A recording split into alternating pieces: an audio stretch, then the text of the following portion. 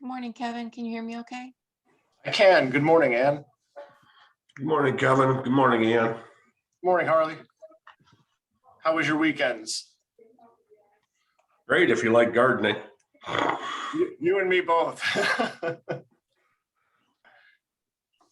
Decided to get the tomatoes out of the garage and put them in the ground finally. Yeah, we're the smart ones, I think. All the people who put them in last weekend and then it was 35 degrees on Monday morning, you know. I had frost 4 days last week, so Yeah. I don't think my tomatoes would have fared too well.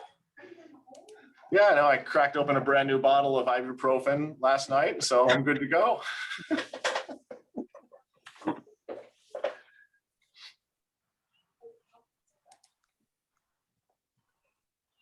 When it's time to use your tomatoes, we're also growing garlic this year. So we've got a couple hundred bulbs in the ground. So Oh, wow. bring us some garlic. That's your Italian heritage. Yeah, there's not too much garlic in Ireland.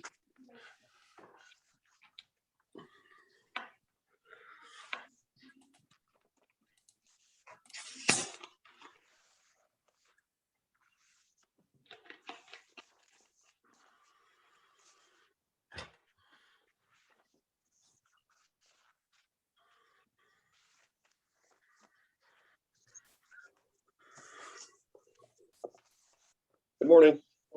Morning, Anthony. Morning, Anthony. How's everybody's weekend? Awesome.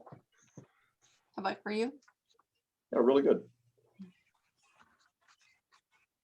And I should mention that we're back to normal here with Mary, who's logging on in just a second. So everybody can take a big sigh of relief that I will not be the secretary to the board today. Wow, did Mary miss a lot of action? That's what we call trial by fire, right? I guess so.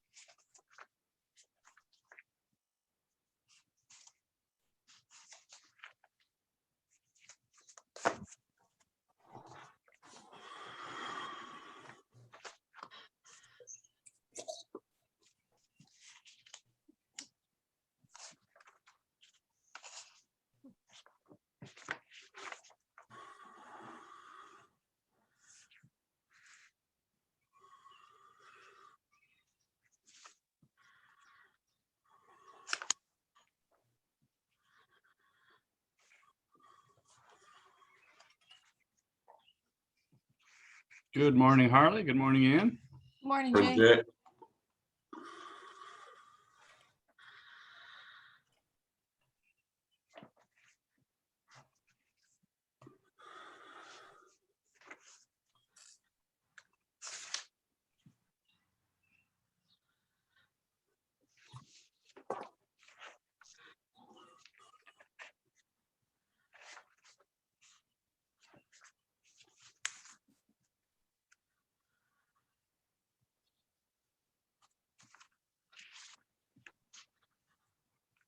Good morning. I have 8:15, so the Dubuque County Board of Supervisors, I'll call us into session for our first work session at 8:15 with the county engineer. Good morning, Anthony.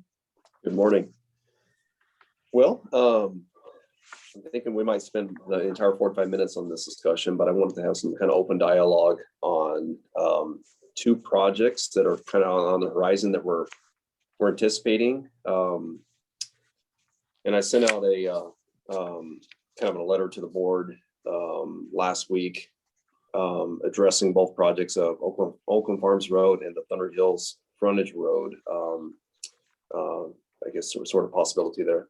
So just wanted to kind of talk through these two projects and the funding options that we could take a look at and just get some general direction from the board on what how we want to tackle this and where we want to go from this. So Oakland Farms Road, just kind of give a quick summary. It's about 2.4 miles long. We are planning for using our DMATS funding starting in fiscal year 26. We're expected to have around $3 to $3.5 million to apply for from the DMATS funds to go towards this reconstruction project. The total effort is probably going to be around $4.5 million when all said and done, when we replace structures and reconstruct the road. We will probably have some additional costs when it comes to right-of-way acquisition, so that there'll be some probably added expense on top of that. And then for Thunder Hills Road, we are also looking at a possibility of making a connection between Cox Springs Road, Thunder Hills Road, and the new Swiss Valley interchange to alleviate the traffic congestion on Highway 20. Just high level, such a project might be around $4.5 million when we're looking at new grading, right away, making a connection to the road area. So wanted to kind of have some open discussion as to, how do we fund that project? And I've got Kevin Dragato, auditor, to give us the background on this, and also Chandra Rabata from ECIA is here to kind of just have some discussion as well. One of the ideas that Kevin and I have kind of thrown around a little bit is the possibility of using TIF funding for the Oakland Farms area. And this could potentially allow us to shift our DMAS to the Thunder Hills Road area. So this is where I kind of want to take some discussion time and get the feel of the board and see what your thoughts are. Oakland Farms Road is going to be a highly residential area. The baseline right now is set fairly low because there isn't a lot of homes being built out there yet, but the potential is obviously going to be there in the next 5 to 10 years. So with the possibility of TIF funding, and I'm going to be a novice at this, so I'm going to probably turn it over to Kevin to kind of explain this a little bit better.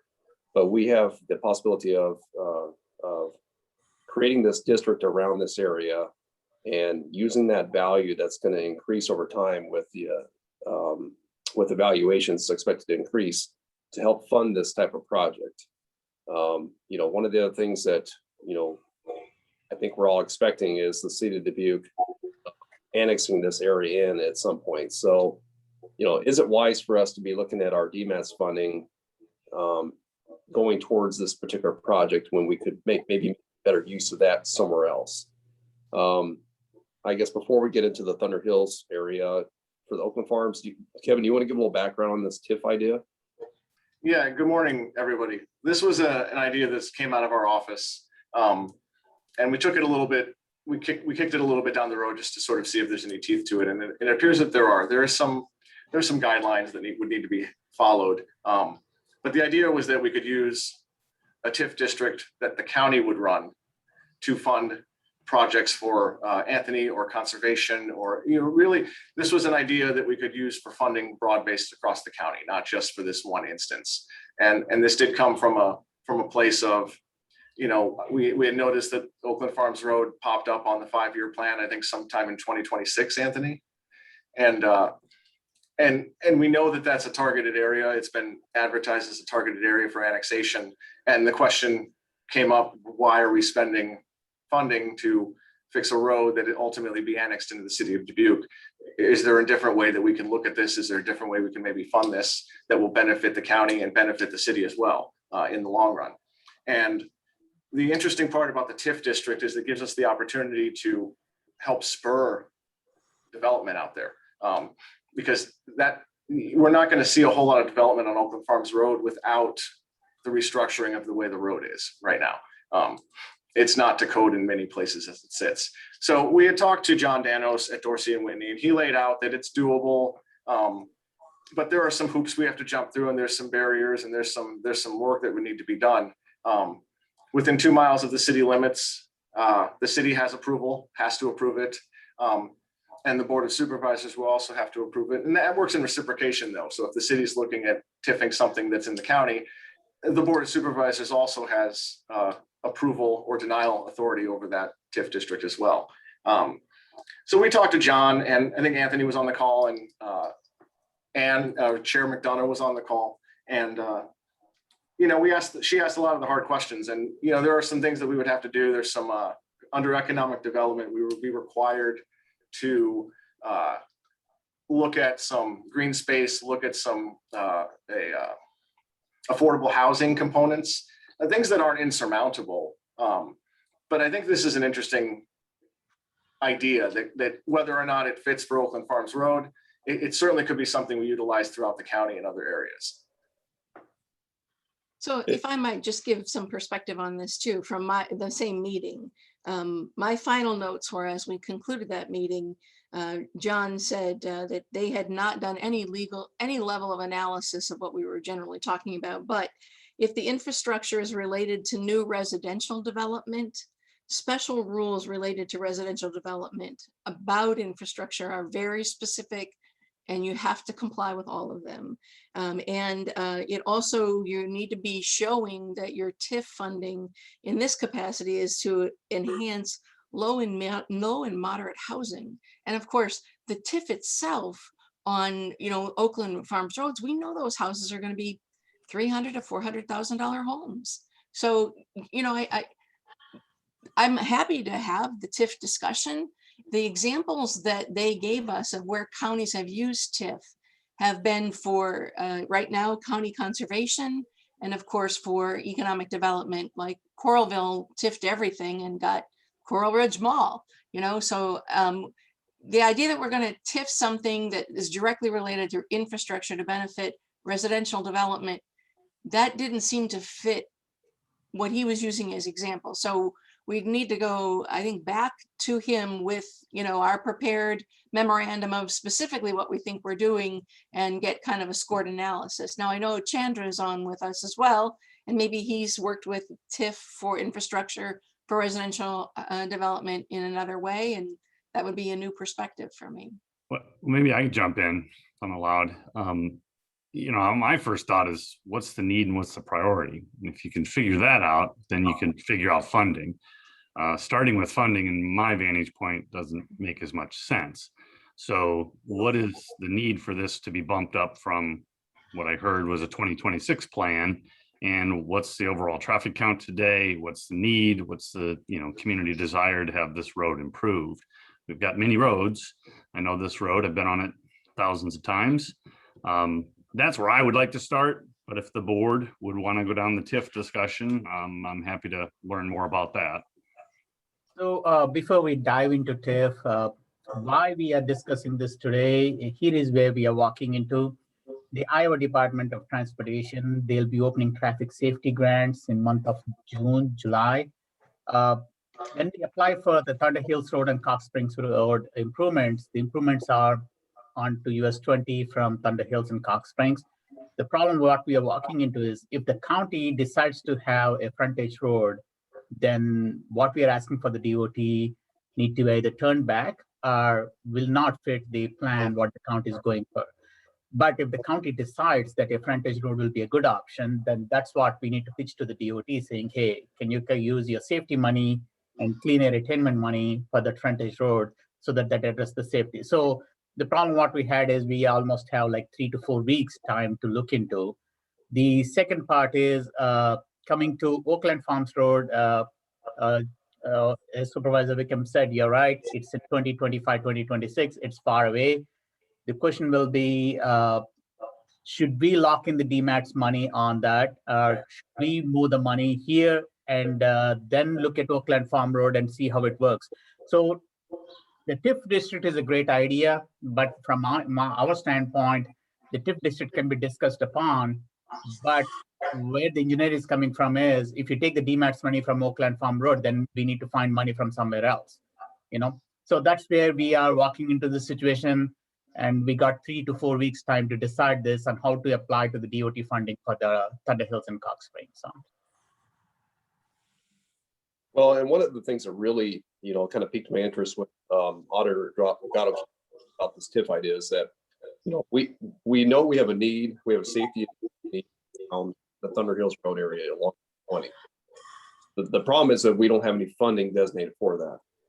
We've gone to the DOT on a couple different occasions and said, hey, help us out here. you know, they don't really want to take the primary responsibility of funding that area.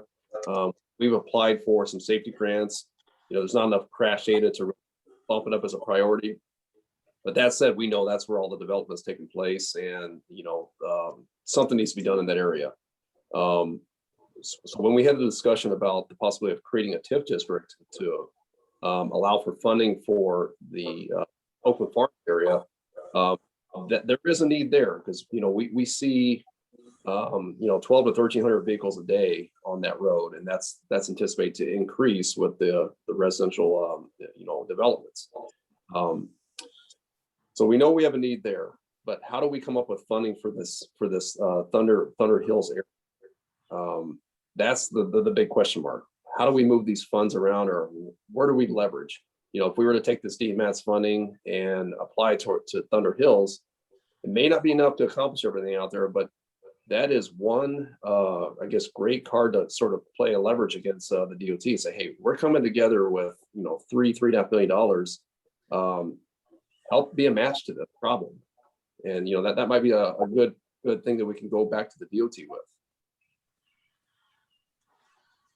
What's, Anthony, this is Harley. What's the plan for, I guess, Thunder Hills and Cox Springs, right? That's where it's running. You want to run the frontage road.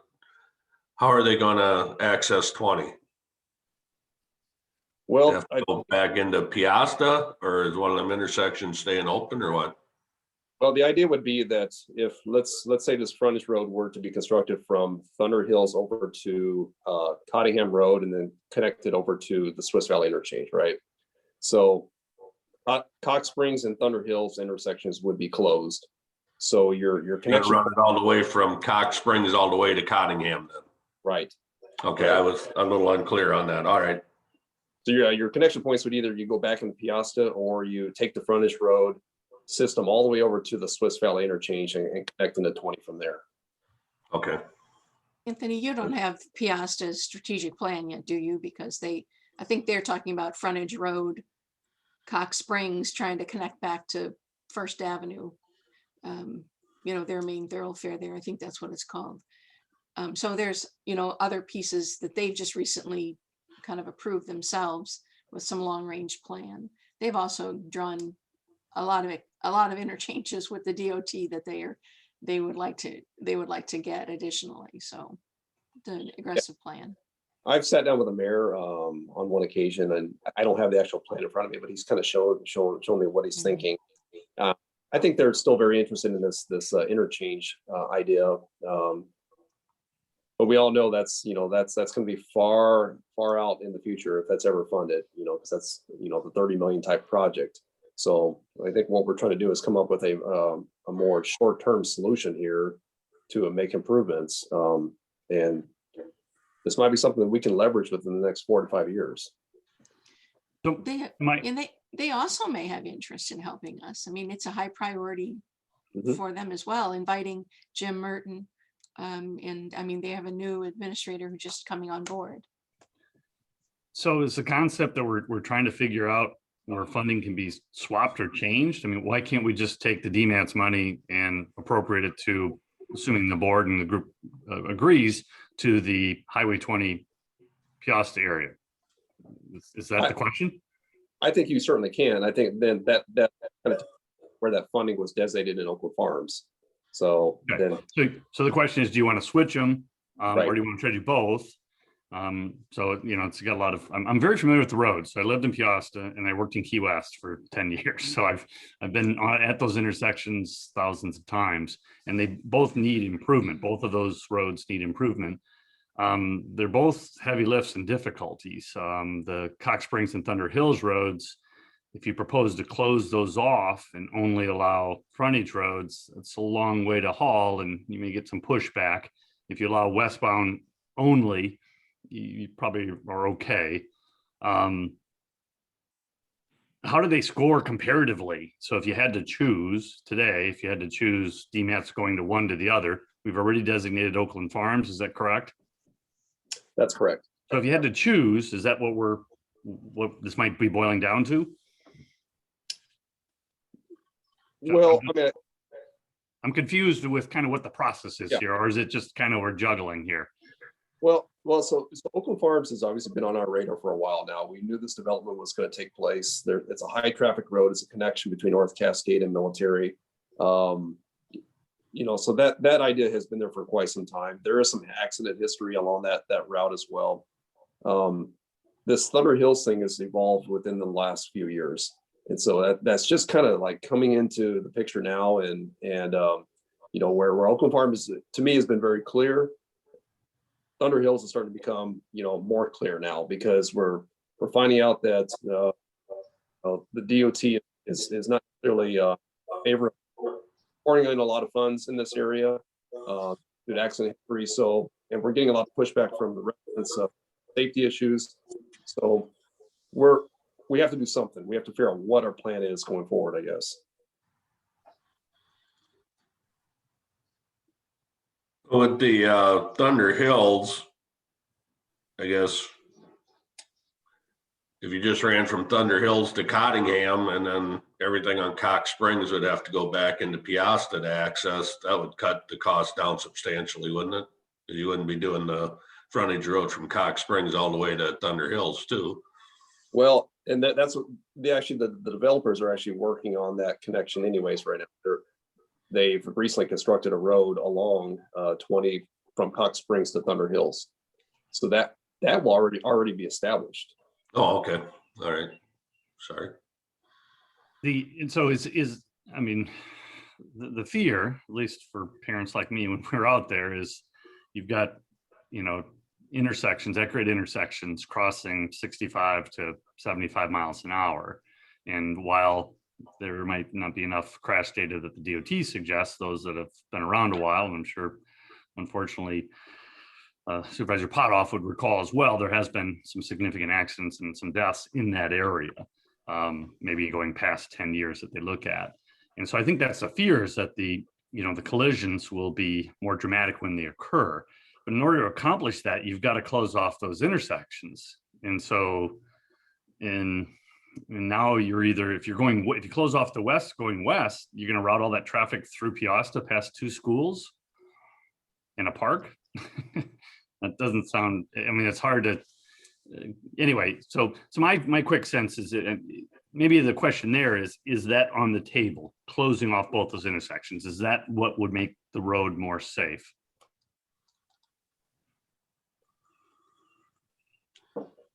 Cox Springs and Thunder Hills, if you're wondering. So from the DMAT standpoint, closing those roads will be more safer than making improvements to 20 to accommodate them, because the reaction time is what we are more worried about.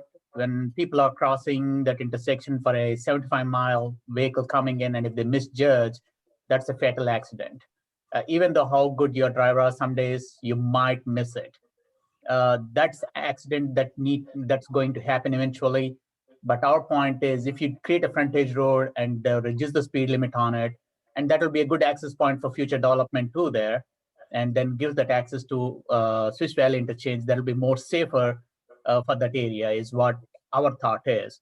However, the problem what we walked into is we did try to look at the DOT and say, this will help you with your interchange. So if you do that, their point is, if you build a road on a county property and making it a county road, literally they're opening can of worms throughout the state. It means that every county, every city will pitch to them saying they should build a road for them. So they said they're not going there. So if we build, it will be a county road, is what they said. But from our standpoint, this is the most safest improvement for that intersection, is what me and Anthony thought about. So. Well, I think if you move the DMATS funding from Oakland Farms to Thunder Hills, that's where the conversation of how can we fund the Oakland Farms project comes into play. And, there was conversation with conservation as well. They have a large plan out at Swiss Valley that could tie into that as well, and maybe even could change the way we look at the type of TIF we're using. And these are questions, again, for Dorsey and Whitney, but the TIF portion is maybe not the first step. I think Anthony was correct. The first step is probably whether or not we would want to move those DMATS funding from Oakland Farms to Thunder Hills. It's something we need to really talk about very soon here because, fiscal year 25 is going to be upon us before we know it. But really, we need to start looking at right-of-way negotiations. There are a lot of things, environmental kind of things we need to look at before, we get into that project development phase. So there's a year or two lead time heading into that fiscal year 25 that we need to start considering. There any plans to do anything with White Top Road then, Anthony, or? That's Yeah, so we would probably be taking a look at White Top as well, at least down to Oakland Farms from North Cascade, because we know that's the major connector as well up to North Cascade. So that would be a part of it. Harley, it was rumored that you wanted to have a safety net at the bottom to catch all the cars that ended up in the ditch. I've worked numerous accidents on that hill. I never made it to the ditch, but I saw quite a few people. Yeah, so that whole area has got some issues. My quick 2 cents is if you look at the growth, you look at the economic development, you look at the businesses as far as jobs, community college. I think if you had to prioritize the two, I would want to spend more time and energy trying to figure out the Highway 20 corridor versus Oakland Farms. Sorry, Kevin, if you live out there. But that would be my 2 cents is that we should spend more time and energy and potentially planning to try to figure that area out before you figured out Oakland Farms, if you had to choose.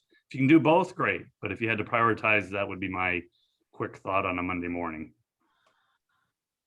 So Sean, this is Harley. From what you're saying is the state doesn't want to fund anything for that, the frontage roads because it'd be county roads? Yeah, so from state standpoint, obviously this will be a county road and they don't want to build a county road with DOT money. So what me and Anthony are thinking is if we are able to line up DMAT's money for this project, we want to go back to the DOT and say, okay, you don't need to build this, but can you help us with the safety funding and some clean air attainment funding so that will fill the gap for the project, and get the project done so that this will be less burden on the county. So. Okay. I think I would probably agree with Jay that would be the focus is the Highway 20 corridor. Granted, I've worked a lot of accidents on Oakland Farms over the years. Some serious, some not, but a lot more serious accidents on Highway 20 with the speeds. And I think that would probably be the place where we'd want to put the money to reduce the serious accidents. I would certainly tend to agree with that. Now that said, we'll have to figure out how do we backfill the funding we just removed from Oakland Farms Road. And the road is deteriorating to the point where we have to do something with the actual surface of the road within the next 3 to 4 years, or maybe 5 years.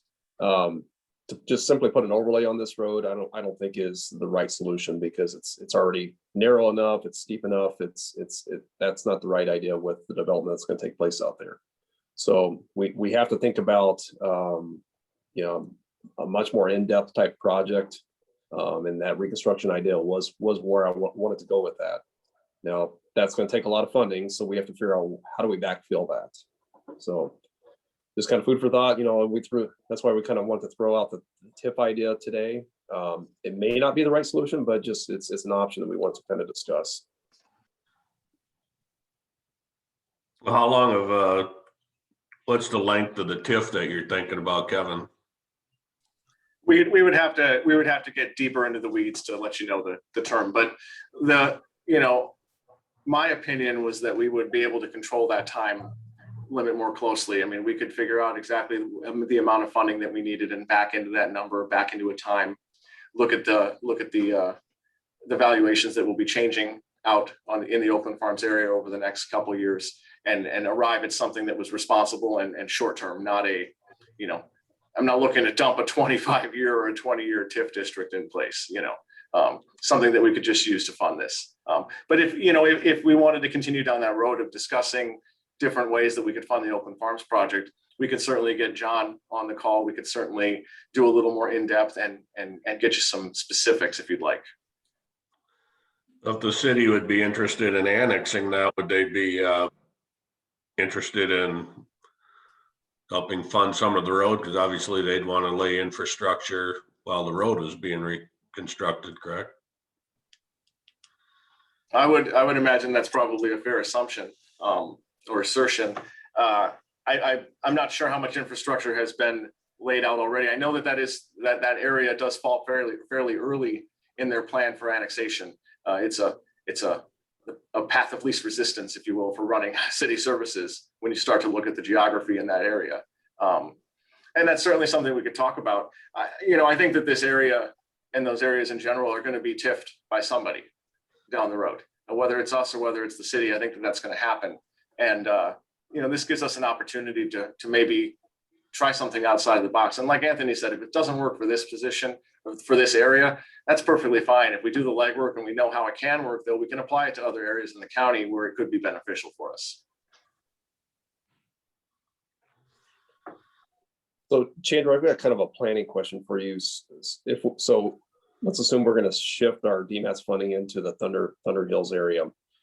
Now, this is an alignment that does not have, it's not existing right now, and it's not on the functional classification system. What is the procedure for establishing funding on something that doesn't exist yet? So there are 3 steps which we need to do. First thing, we will add this project to the long range transportation plan that qualifies it for the federal aid.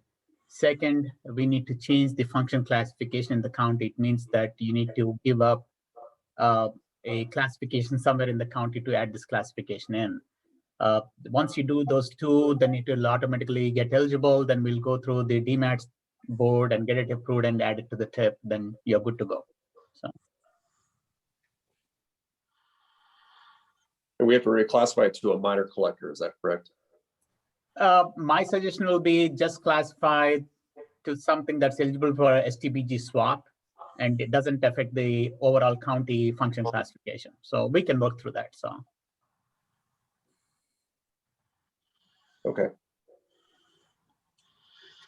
So the Oakland Farms Road would basically be a complete reconstruction project, right, Anthony? It would be. Yeah, that's various issues with pipes on that road, some box culverts that are failing, and they're very deep. They're going to be expensive. Obviously the vertical curves through there have a lot of issues, so there'd be a lot of reconstruction and regrading. It would be great to know if the city were going to take this over in 5 to 10 years, then maybe I would just back off and not do anything. But I don't know that plan, I guess, and I guess I need to kind of know how much effort to put into this. I don't want to put in wasted effort if the city's just going to take it over. I'm just kind of stuck in this kind of weird spot right now that something needs to be done with it, but I certainly don't want to do all the legwork just to hand it over. Great. I agree with you on that. I guess how far is the city planning on annexing the whole Oakland Farms, or just half of it, or do we have any idea on that? Or I don't have it in front of me, but I can send you. They released a map. I believe they have a map that sort of prioritizes where they're looking at annexing. And I can get that out to you guys. I'm just curious if they had an endpoint, if it's halfway across, or if it goes all the way to White Top. Or I would think the endpoint is wherever they have to stop, wherever they have to start blasting to run city services. Okay. I know the Southwest Arterial just got done and open, but is there talk of access ramps at Swiss Valley, which is not too far from Oakland Farms? I know it's kind of it's an appeasement. Take a slow, bad Oakland Farm roads, but then you can go real fast once you get on the Southwest Arterial. Is that any plan at all? Swiss Valley basically access. There's no ramps there right now. Swiss Valley will have ramps. I think they are constructing and they are planning to complete the project and open to public by end of this year. That's what the schedule is as of now. It'll be a controlled access, and that's what the DOT's plan is, to have controlled access. With Swiss Valley having interchange, obviously the Burlington Lakes access point will be closed, and the frontage road from Southwest Arterial will come to Burlington Lakes at the tennis courts. So the corridor will be pretty much control access all the way to Swiss Valley. And eventually the goal of DOT is to have control access all the way to Piazza. That's where they had a proposal of interchange at. And I definitely appreciate that, because I had almost a near-death accident at that intersection you're talking about. But I'm actually referring to on the Southwest Arterial, when you're heading south, getting an off-ramp and an on-ramp onto Swiss Valley Road by Mount Olivet Cemetery, basically. On Military Road, you mean, right, Jay? That Military Road? Yeah. My bad. That's Military Road. Yep, my bad. So yeah, but the Southwest Arterial will be control access. Obviously, the only access point will be North Cascade and English Mill, the ramp there. The next ones will be on 150, 160, 120. I don't think the DOT is planning to add anything right now. We don't see anything in our plans. So It's what it gets me to think, even if you improve Oakland Farms, okay, you got a 4-mile stretch that's awesome, safe, but you're not getting anywhere fast. You're just going to dead end on Military Road, or you're going to dead end on North Cascade Road. So it's, or Swiss Valley through White Top. So, you'd have to have a lot of development out there, I think, to support the investment that we're talking about.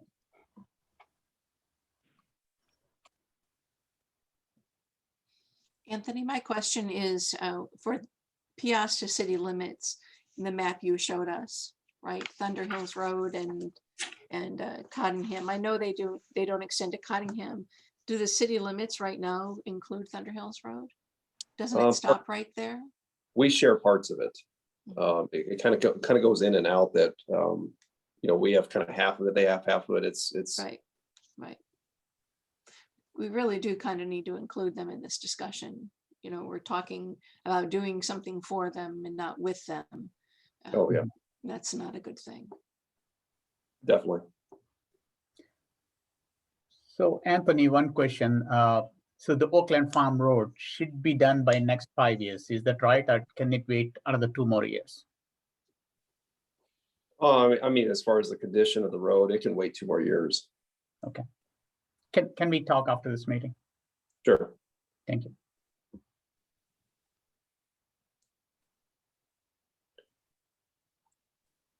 Well, I think I agree that we should bring City Piazza into this for further discussion. That maybe we should have another work session to tune this discussion with them. Is that what you're thinking, Supervisor Madonna? I am. I mean, they've spent money and time on that plan, and we've not had eyes on it here at the board, but now we're starting to discuss the things they want us to be discussing, but not including them yet as a partner for input in the earliest stages of conversation. So we should do that. Our next meeting is the 24th, and we don't have work sessions on that day as it's an evening meeting. So it takes us into June. And I don't know if we need to do something for the deadlines that Chandra was talking about. I'm not sure what you need from us today. I have a feeling there's consensus to shift the priority from Oakland Road to exploring this frontage road concept that connects to Cottingham. But again, we got to get the partner in the room. So with the board's approval unofficially, what our discussion with the DOT will be to see how they can help to fill the gap on frontage road rather than making improvements to 20, like what the previous plans are done by IRW. So, okay, I just want to make sure that we got direction here from the board so that me and Anthony can start talking to Stu and others at the DOT to see how they can come to the table for the frontage road. So. How much, Anthony, how much of the section from Cottingham or from Cox Spring to Thunder Hills is actually in Piasta. I believe that's all in Piasta. Oh, So they could probably apply for federal assistance as kind of like the John Deere Build Grant, where we would be working with the city of Piasta to try to get that section through. And Well, that section is already constructed, or is being right, constructed. but I mean, there's still a lot of work that has to be done to it, correct? Well, I believe, my understanding is that the developer is building that road and that they are going to transfer it to the city. That will become a city street. Oh, okay, okay. Yeah, the cement's down. They've been working on it the last month here, so it's making progress. I don't know if they envisioned or want 3,000 cars a day on the road, exactly. because there's homes and stuff too. But it's challenging. But I think the hardest leg is going to be from Thunder Hills to Cottingham, and so that's going to be a long jog, not just to design and construct it, but then to convince people that that's where they have to go. And if you shut off the westbound, then you're really gonna change people's patterns right now. But certainly, heading east, it would be a much safer route. I agree. I think, the Diamond interchange would be the best solution to get people safely onto Highway 20. I don't know if that's in the cards, certainly not anytime soon. For the amount of investing that the DOT has put into that stretch of Highway 20. So we're probably looking at a 30-year plan, if not more, ever getting this idea of a diamond interchange in that area. I could be wrong on that. That's just kind of what I'm assuming. So if we were to throw that idea out the window, we have to look at what is our best solution. And to me, it would be like kind of a frontage road idea, and maybe not completely closing the access, although I think the DOT would really push for that. Maybe they would be open to just allowing a westbound direction. But those are discussions we still need to have with the DOT. I favor a conversation, Chandra, with you and Anthony and the DOT. I think we need to explore that. But I think we are a ways from making any kind of decisions, because I know the diamond interchanges are on the drafts of some things from Piasta. We, for my third time, we don't have the right people in this conversation to be planning for that. But I do think the shifting of priority is something the board would be very open to. Thank you. That helps a lot. That allows us to go to the DOT and have some further discussions. Right. Did I overstate that? I'm going to talk to my colleagues. I haven't overstated that, have I? No, I think you projected it from my vantage point accurately. Yes, that's great. Chandra, thank you greatly. Your expertise is really appreciated. And Thank Kevin, you.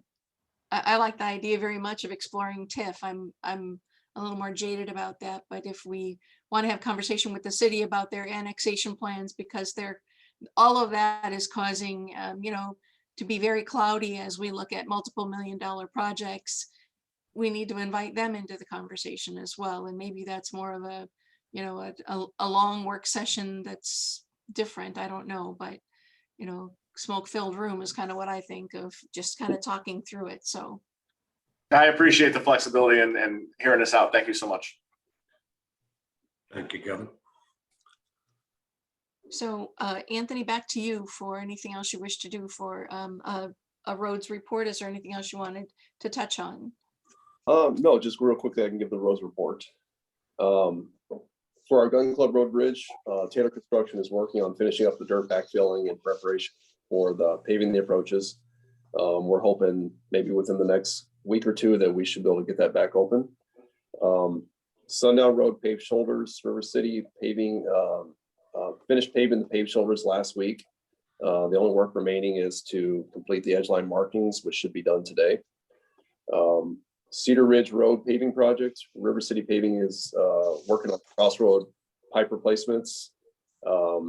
And the asphalt paving is expected to start on June 7th. They're going to wait till school's out and then get going on that. And then I guess the only other project on the horizon would be Carpenter Harbor Road Bridge replacement. Taylor Construction is planning to start that sometime in the next couple of weeks.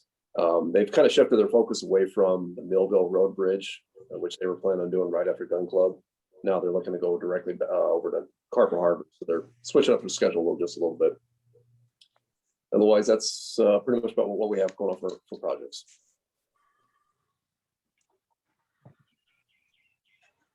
Any questions? They're doing culverts on Horseshoe Road too, aren't they? Or Yeah, maintenance crew just wrapped that up, so they should be done on that now. if they're done with that, all right.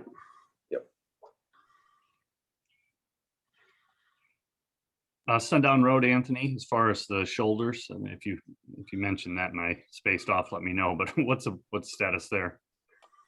That'll be finished up today. They're working on the, so they're part of the safety project is to mill in the edgeline pavement markings. So they're actually milling in a groove and they're applying the pavement markings. They've got one side done. They'll be doing the other side today, and they should be wrapped up. So by tomorrow, everything should be done on that project.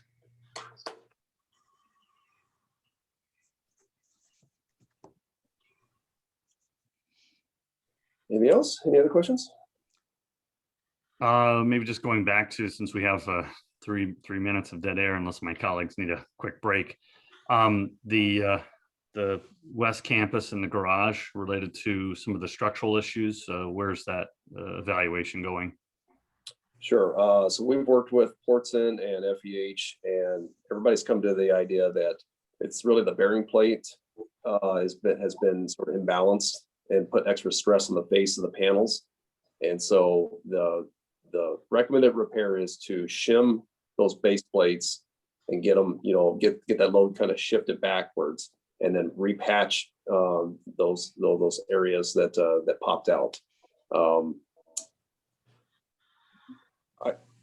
It might be something we should consider bringing in a third party structural engineer just to make sure that is the correct solution or what's causing the problem. I can't think of maybe anything else to refute that right now, but something to consider if we wanted to just make sure that we're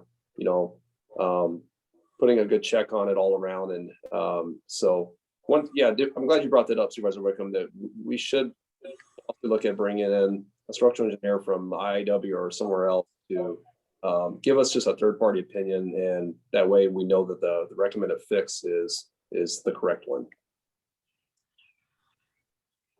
We're not paying for any of this, correct, Anthony? Or well, if we were to bring in the third party, we would have to pay. well, right, I understand that, but I'm talking about the current situation, and their proposed fix is all on them, correct? That's all on them. Okay.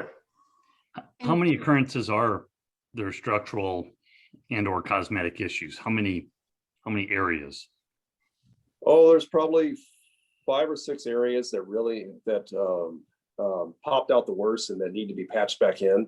And there's some minor kind of cracked areas along with some joints of the panels that need some attention. But I would say 5 or 6 that are the major areas that need to be touched up. Okay, thank you. There are other spots though that are concerning throughout the building where something similar is happening there. That 5 or 6 that kind of go along with what they're describing. You had given us a written report with some photos, and I'd ask that we kind of look at a work session, because we do, I think, want to be sure we know what we're talking, what we're discussing, and I do support having an independent if the county has to pay for it, so be it. It's far too new a facility to not get an answer just for us. To be sure that we're headed the right direction. I don't think we're going to get another attempt to fix this 5 years down the road.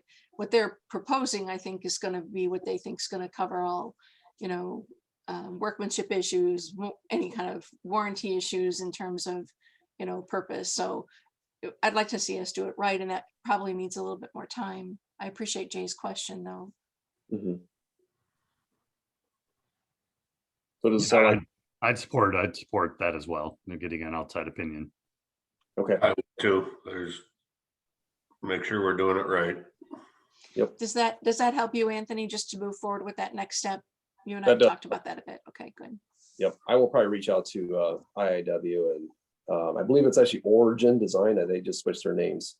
So I'll reach out to them. I have a good relationship with Nate Miller, one of the structural engineers, so I'll touch base with him. Fantastic, thank you. Is there anything more for Anthony here at the last?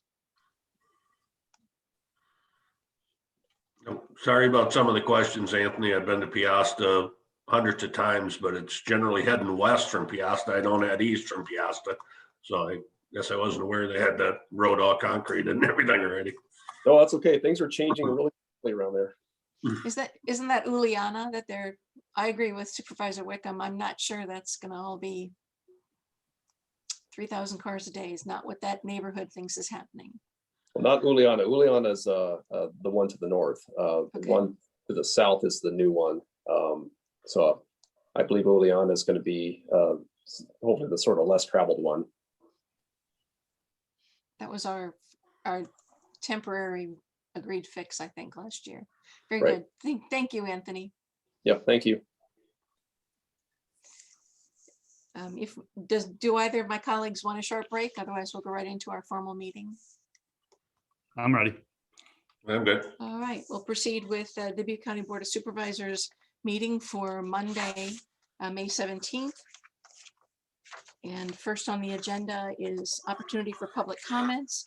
If anyone wishes to address the board, this is the opportunity to do so. You can do so in virtual reality by raising your hand or popping a question into chat, or giving us a wave if you enact your video. We'll wait a moment to see if anyone is here who wishes to address some issue that is on the agenda.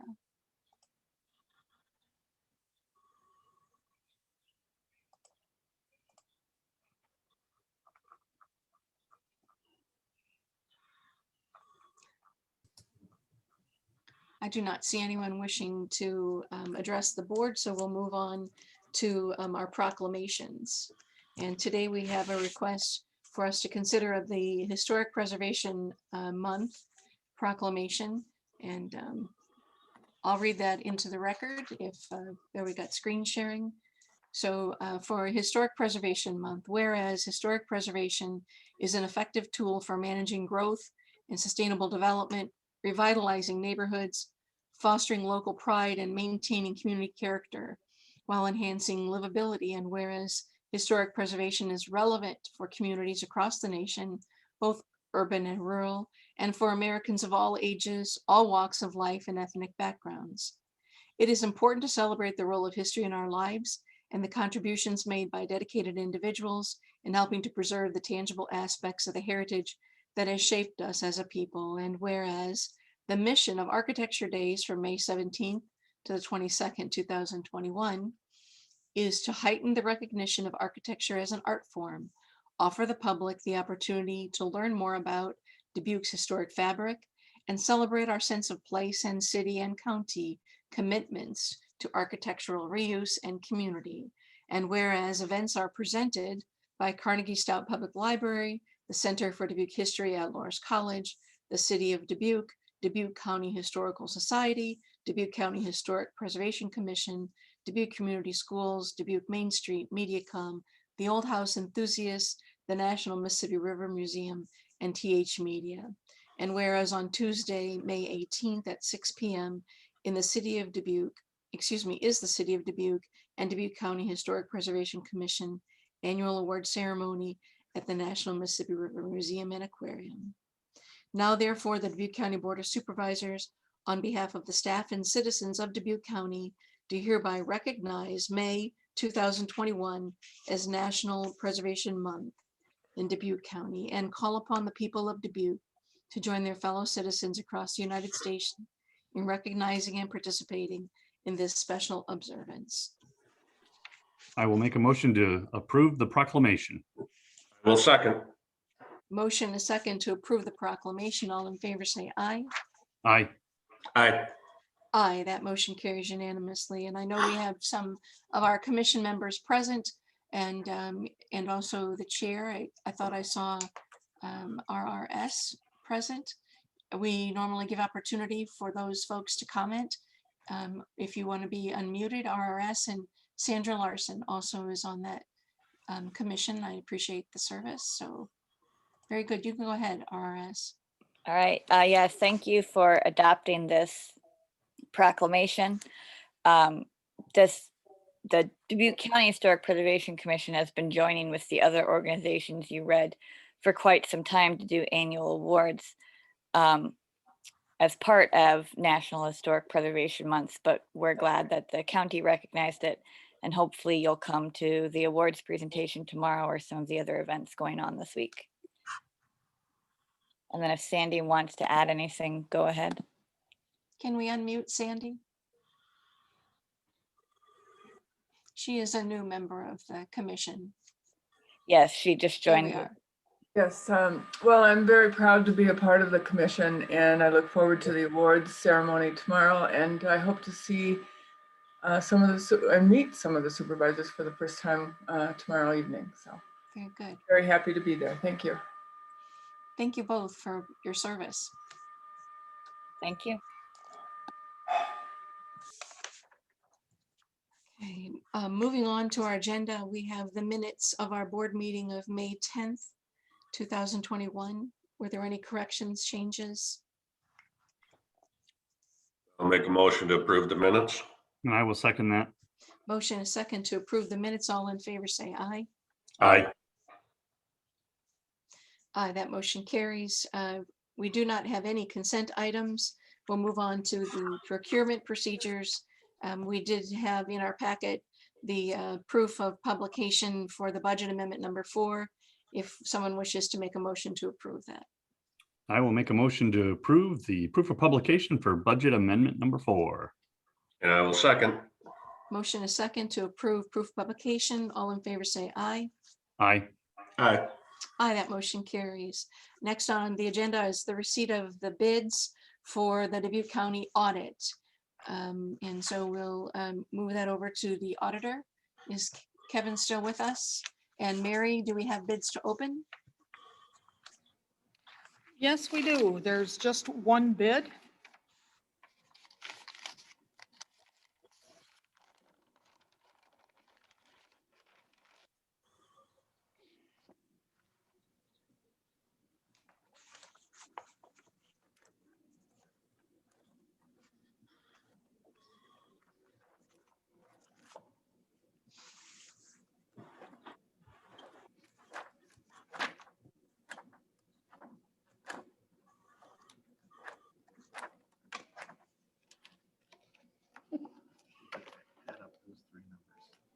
Add them up.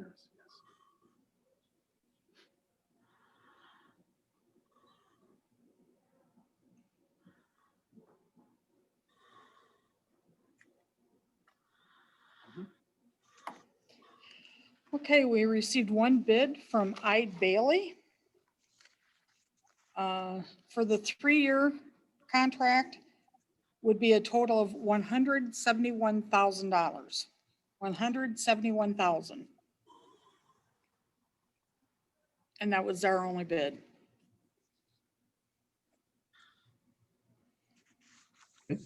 I will make a motion to receive the bids and refer those to the auditor for his recommendation.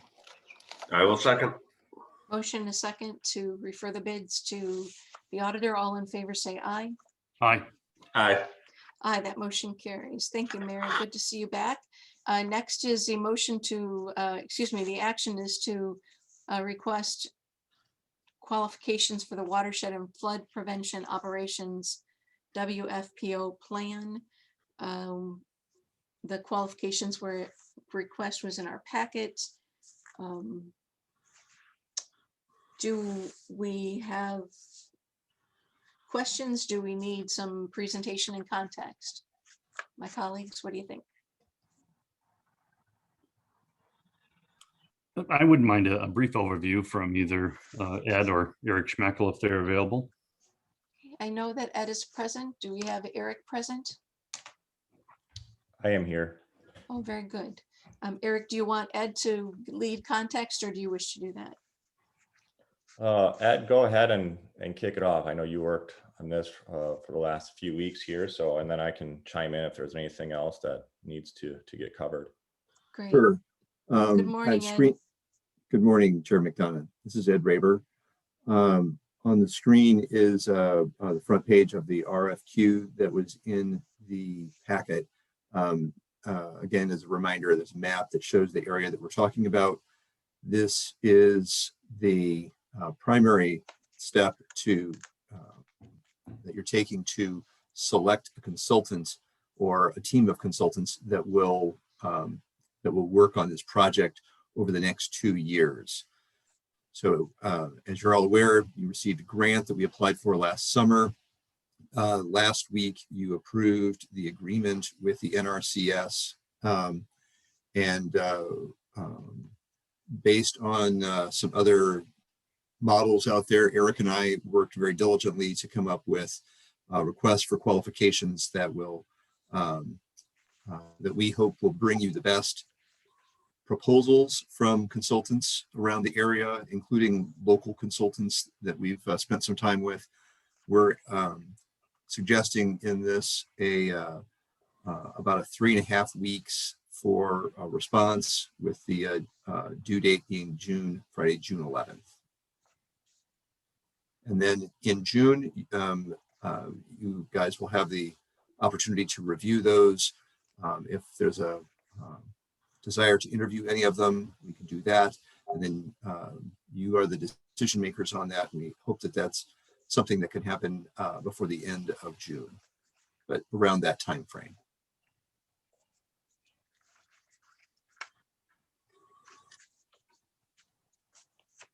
Question, were the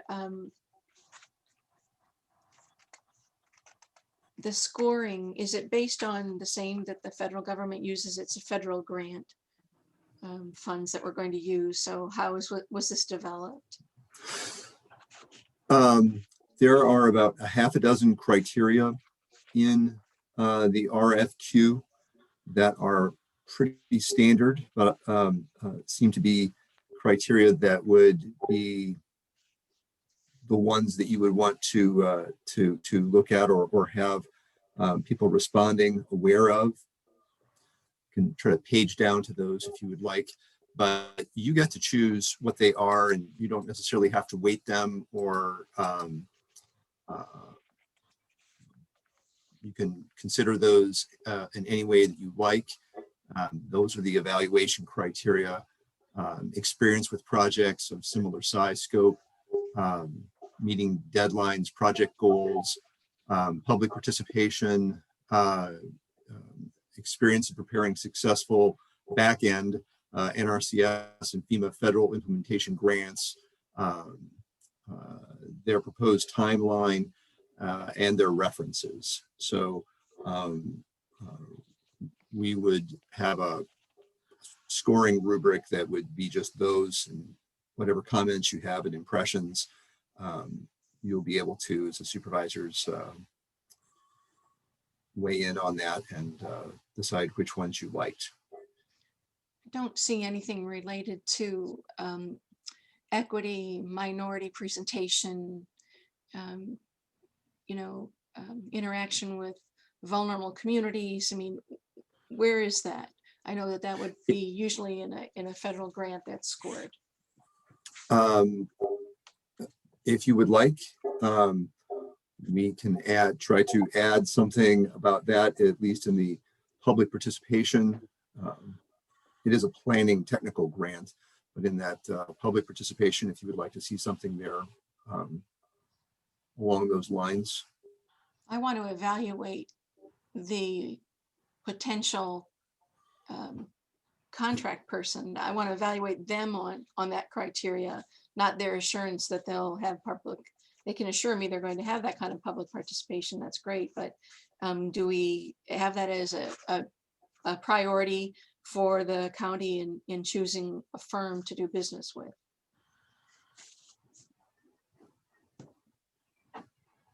I would be happy to add that, either incorporate that into one of the existing criteria there, or add it as its own criteria as you decide.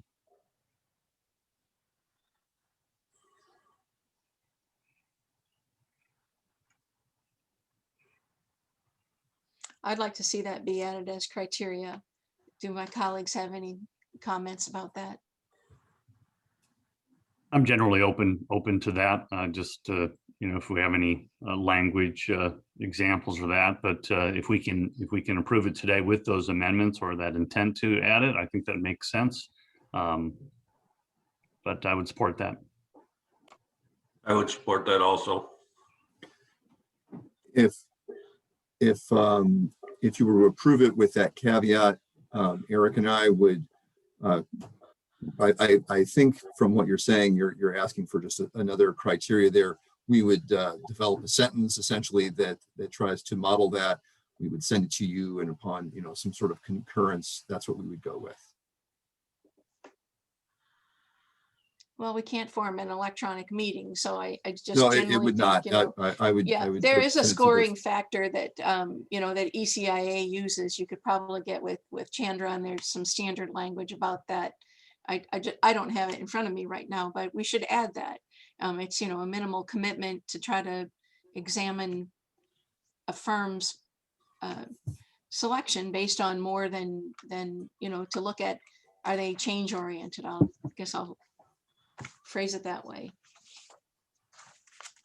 Yeah, I think, you know, looking at this and talking about this with Ed and with Jim Marwadell and our friends down at Polk County that have been the only other organization in the state that kind of has gone through this process, trying to kind of learn from them the differences between an RFP and RFQ.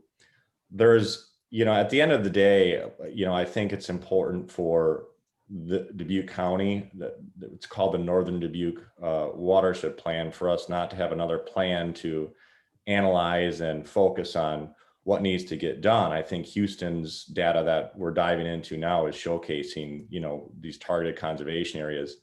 This plan, in my opinion, and going back to the RFQ, is the cost associated with the cost benefit analysis of certain larger structural projects, if they're wetlands, if they're large storage ponds, whatever that might be. We want these firms to use the existing data that we have, use LiDAR data that exists out there, and then kind of break down the Northern Dubuque Watershed Plan into chapters, prioritizing where we believe some of these large structural projects could take place, and then giving us a cost to make sure at the end of the day, we have a plan that would be ready for federal, state, or local funding, significant funding opportunities to kind of move the plan into the next gear. I know earlier, a few months ago, when we had looked at the FEMA mitigation grant, there's a lot of information that's required in a proposal like that. And obviously having community input on some of these larger structures will be key in this as well too. But I think we're kind of, you know, we've skipped the very preliminary stage within our CS, which has been, I think, fortunate for the county to keep this thing moving forward. But we also know, and having conversation with FEMA and Jim Marwadell, you know, that Hewitt Creek watershed and Little Macocata River watershed are going to have more flood damage, cost benefit analysis. Some of that preliminary work has been done already. So that work is going to be shared with consultants as they start to put together what they believe is an RFQ to get them hired on this. Next Monday, we're doing a question and answer period, I believe, for 2 hours. So a lot, 1 hour, it'll probably go 2 hours. So, you know, that'll take place with the consultants interested. I've had a number of different calls and emails in the last month. So I think we'll get a pretty, hopefully, high turnout rate of consultants interested in this project. But I think that's, when I look at RFQ and RFP, that's the main focus, is that we're requesting quotes based on information that they want to give us, but we need to, at the end of the day, ideally have shovel-ready projects ready to roll into significant funding proposals at the end of this. Agreed, and I appreciate that summary. And just, Eric, you know, I'm just asking there be an additional evaluation criteria set forth, right? Yeah, and I think we do need to, you know, I guess my question to the supervisors is, you know, I think the ranking criteria is important. What kind of level do we want? You know, does every do we need to have this on every board meeting? Do we need to have a subcommittee that reviews this? Whatever feedback you guys are willing to offer on that, I think that'll help keep this process moving, hopefully as swiftly as possible.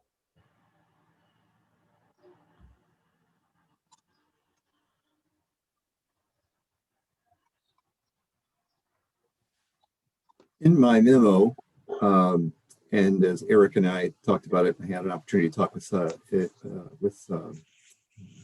least one of you supervisors. It's at your pleasure, but we're suggesting that this is kind of a big project that you are all pretty invested in, that you would all be central parts of that review and scoring committee. If you would like to add two other people that have been working on this pretty diligently, such as myself and Eric Schmeckel, that's a small group. You supervisors could identify with perhaps input from us who you would like to interview, and then ultimately select based on those criteria that you've identified and that you're discussing now. It's a small group of people. There won't be 40 applications. There may be a half a dozen or something like that. They will not be terribly lengthy. And I think you'll be able to get a good handle on whether you click with a firm and they're addressing the issues that are most important to you. Ed, are you changing the evaluation criteria? I would be happy to do that. Were you hoping that I would do that right during the meeting, or would you? No, I want someone to say you're going to do that. Oh, yes. Yes. If that's what the supervisors would like to see, we'd be happy to. If you were to approve it on that condition, we would do that, and we would individually coordinate with you to make sure that the language that we've prepared is suitable. And once we have sort of a consensus on that, we would release that. Right. Again, for you, it's about the consensus, whether or not you can do something based on whether or not there's consensus. That's fine. So do we have consensus as a board of supervisors that we wish to add a criteria point that relates to, as an evaluation criteria, that the makeup of the firm is relevant to minority inclusion in their actual personnel? Are they committed to that? That is part of a federal review process, and they will be scored based on that. I'm comfortable with that language. Yes, I am also.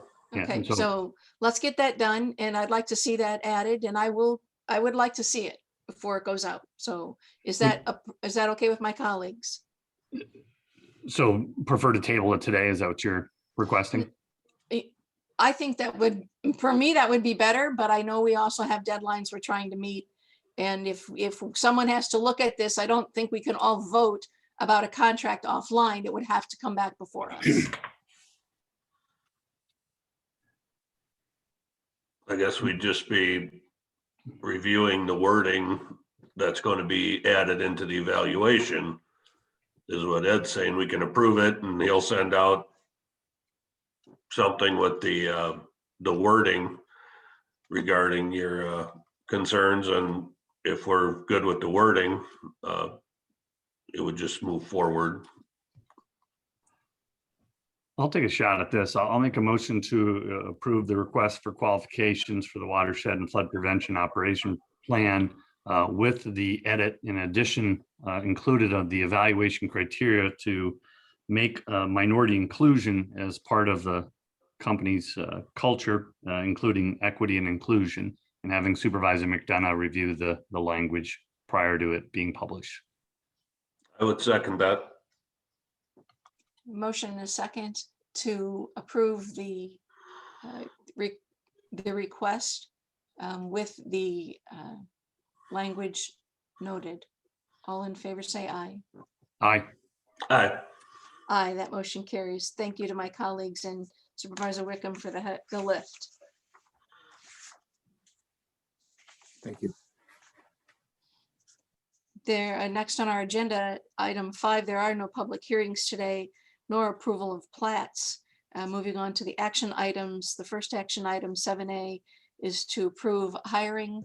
Do we have screen sharing of the positions that are before us today? Appears to be 2 positions at Sunnycrest. I would make a motion to approve the resolution for the hiring at Sunnycrest. And I will second that. Motion and a second. All in favor, say aye. Aye. Aye, that motion carries. Next is the resolution to approve the Farner Asphalt to apply pavement markings. Resolution is on the screen share.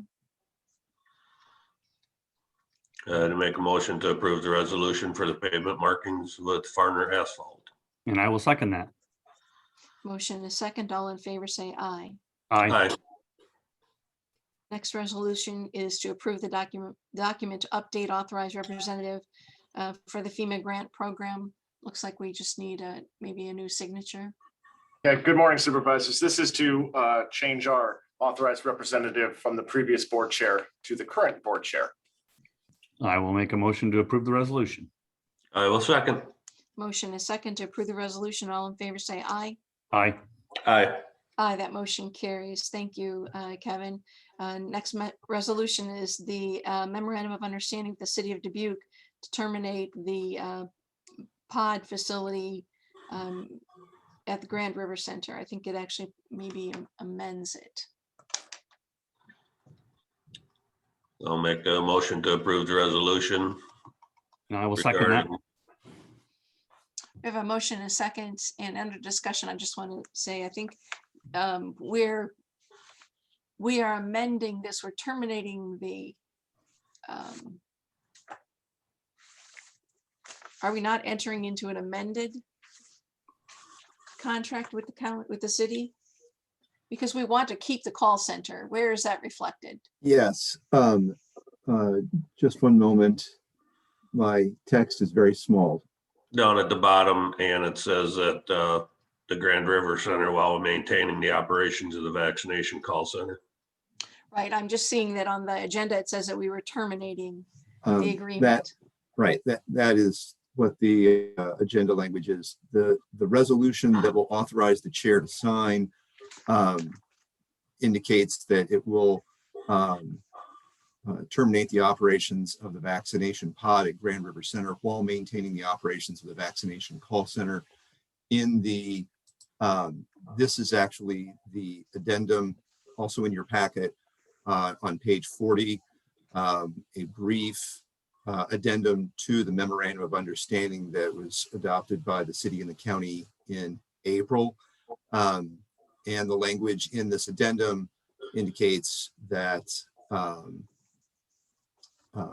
the pod will cease operations by the end of the month of May, but that the call center will continue unless some other change is made. And the MOU expires July 31st.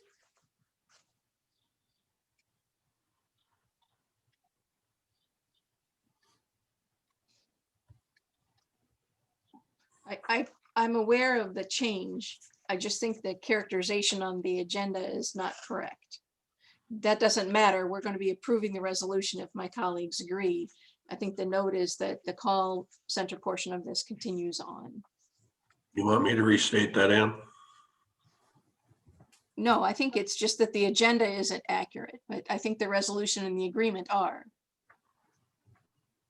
So I think we could go forward with just a motion to approve the resolution. I think that's fine. Okay. I'd agree. And Ben Fisher, he probably has empathy because sometimes the headline doesn't reflect the story. Everyone want to make a motion to approve? I'll make a motion to approve the resolution. I think we already did, but Oops, I lost it. Go ahead. I'll second it, but Oh, yeah, I think we did. already did. I was into discussion. Very good. We have a motion and a second to approve the resolution. All in favor, say aye. Aye. Aye, that motion carries. On to communications, the correspondence with the board. We have Board of Health resignations, 2 from last week. Of course, we know we have another one coming up. Dr. Connery resigned over the weekend. If we want to take that, I guess we'll take them individually. Noting we have a Board of Health resignation from Susie Stroud and from Corey Young. And that was actually from I think a little more than a week ago, maybe 12 days ago now. Make a motion to receive and file the resignations from Susan and from Corey. And I will second that. Motion and a second to file the communications of Board of Health resignations from Ms. Stroud and and Corey Young. All in favor, say aye. Aye. Aye. Before we move on from that, we should note, the language that they've used in their resignations, just to my colleagues, the concerns that are being expressed about the Board of Health. So we need to move equity issues further ahead at the county to bring them to a priority for our work, in my opinion. So. Yeah, I think that definitely it's a point to, thank them for serving. It was a very, and has been, continuing to be a very difficult time to be on the Board of Health, and with the constant changes through the testing, through the vaccinations, through all the policy changes we've had, and not all of them have been agreed upon, so to speak. And so appreciate those citizens volunteering. It was critical and very difficult assignment. Could you please screen share the message from Corey Young?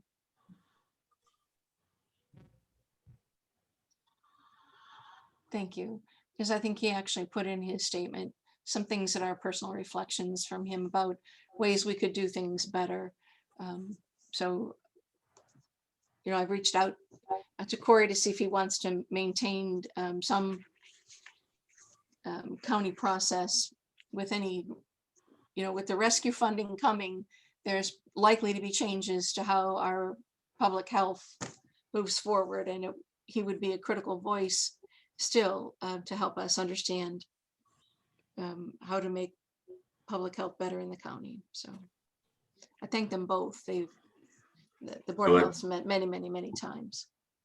I would also echo my colleagues' sentiments to the Board of Health and all the boards for the countless hours that they've spent over the past year getting us to the point we are now. It's greatly appreciated.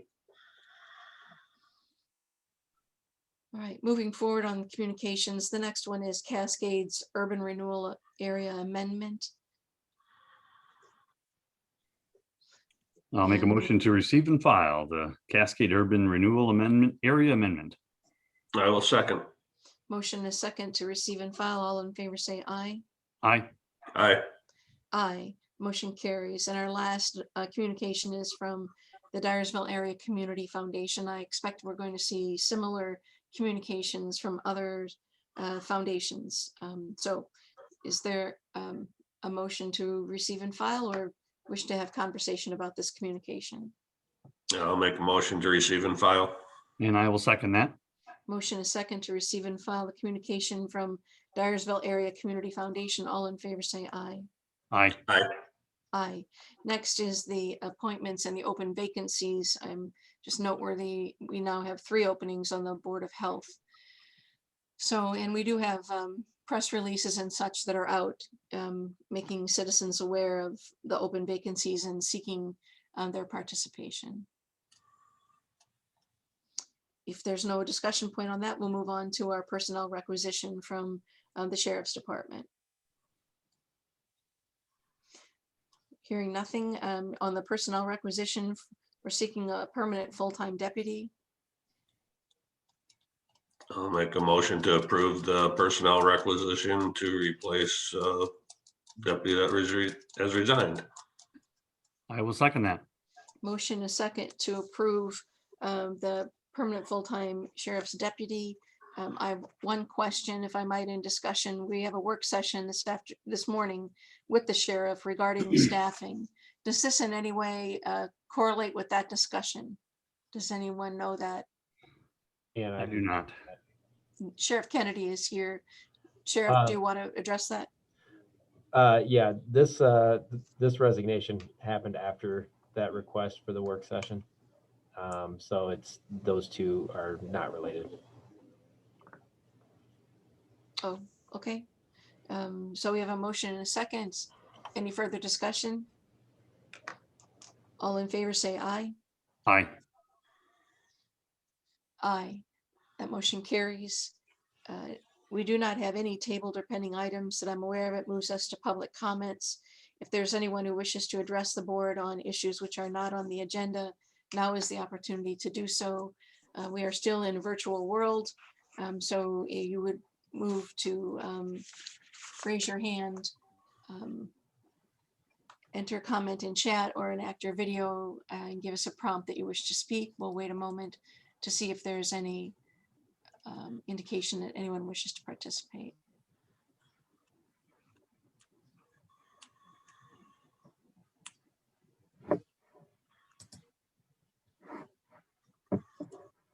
I do not see anyone doing any of those activities, so I would be looking for a brief motion to recess. We'll be back with work sessions. We have several work sessions beginning at 9:45. Motion to recess at 9 until 9:45. I will second. Motion and a second to recess until 9:45. All in favor say aye. Aye. Aye. Motion carries. Thank you. See everyone back here soon.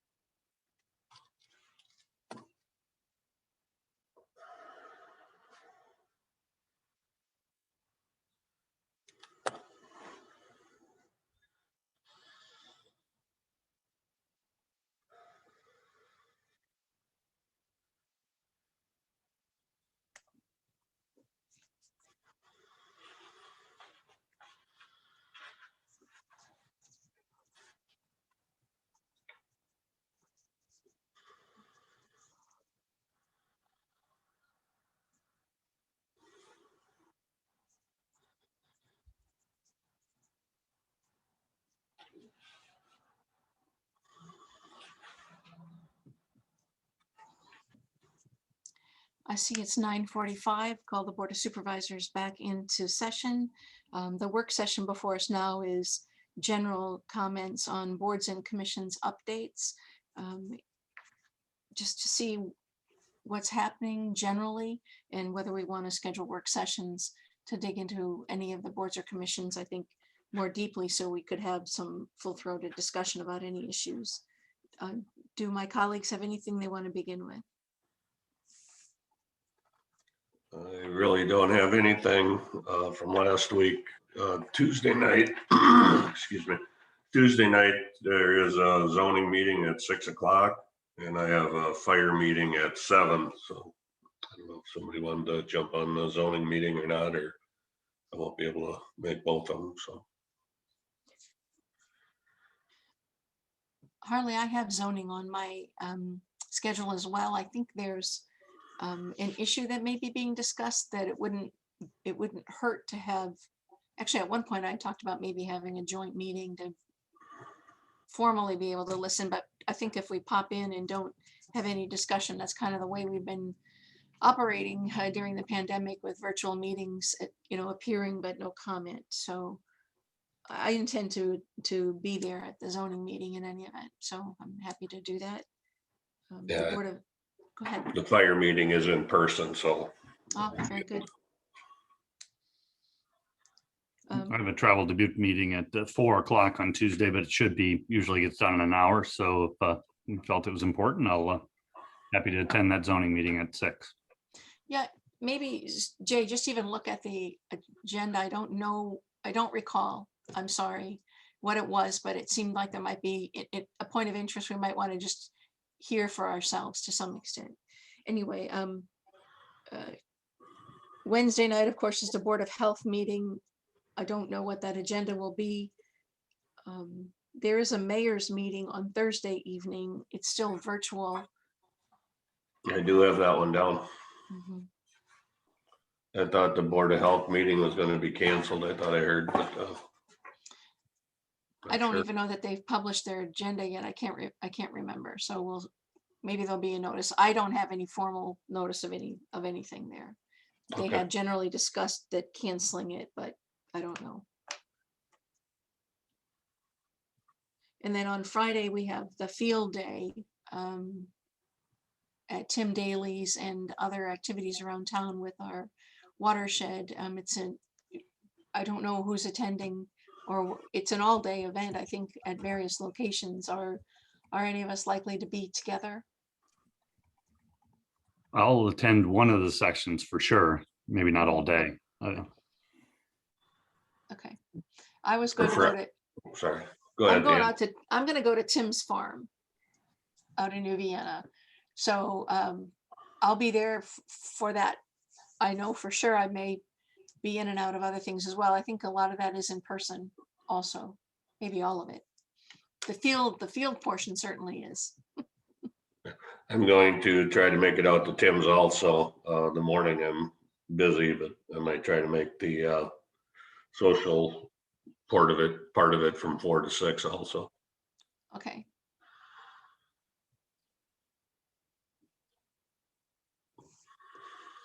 On things that have occurred last week, I would, I guess, make note of a couple things related to boards and commissions. Our new director of disability services, Ann Cameron Williams, Dr. Williams, had an informal meeting to discuss the Stakeholders Commission for Brain Health and Disabilities, and she's coming up with some proposals, I think, in some direction for us to consider. And I think we're going to have a chance to meet her and have her present to the board early in June. But looking at a committee that really maybe, well, honestly, depending upon whatever the state does to us, perhaps their last week of session, there may be a regional system, there may not be a regional system, we'll see. But I thought it was interesting that she's really looking at redesigning that stakeholders group and having there be purpose and soliciting direct input. I was pleased with that.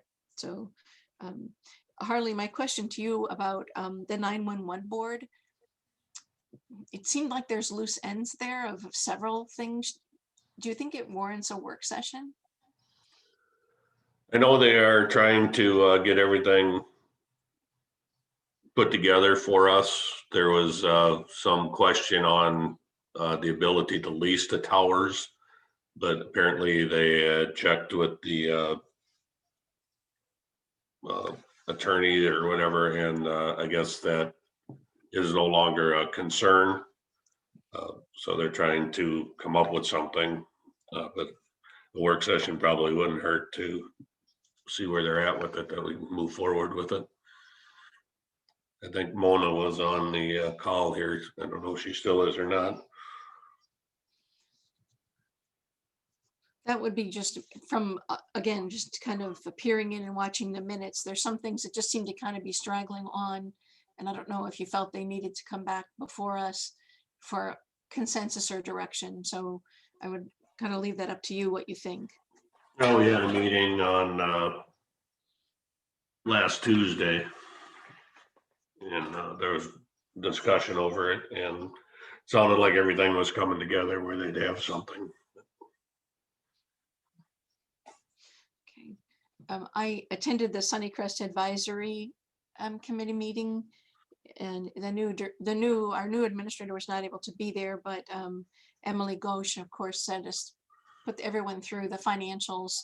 They have begun to take a draw from the county on their allocation, but I think they clearly look like they're in stride to be well within their budget. So I would point out to certainly to Ed, and I don't know if I didn't see Dawn this morning. Maybe Dawn's not with us, but Sunnycrest. So we do these, put new people on the boards and the commissions, and no one communicated that, and it's probably on me, but with the chair of that advisory board with Craig Takis. So the new members were present, Robin Scalise and of course our Dave Baker.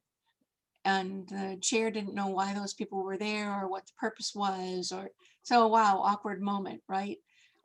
So looking at it, just another piece of communication to, as we try to professionalize, you know, at how we proceed with our boards and commissions, maybe we need to put in a step to notify the chair when we've appointed somebody to their boards and commissions. So yeah, I think I've learned that lesson well from that one meeting. So I would give a very brief comment on the Uniform Urban County Coalition, the UCC, that meets on Fridays. I'm not a professional about understanding the logistics of all this. It's been kind of a roller coaster season with who they're going to fund and how they're going to fund.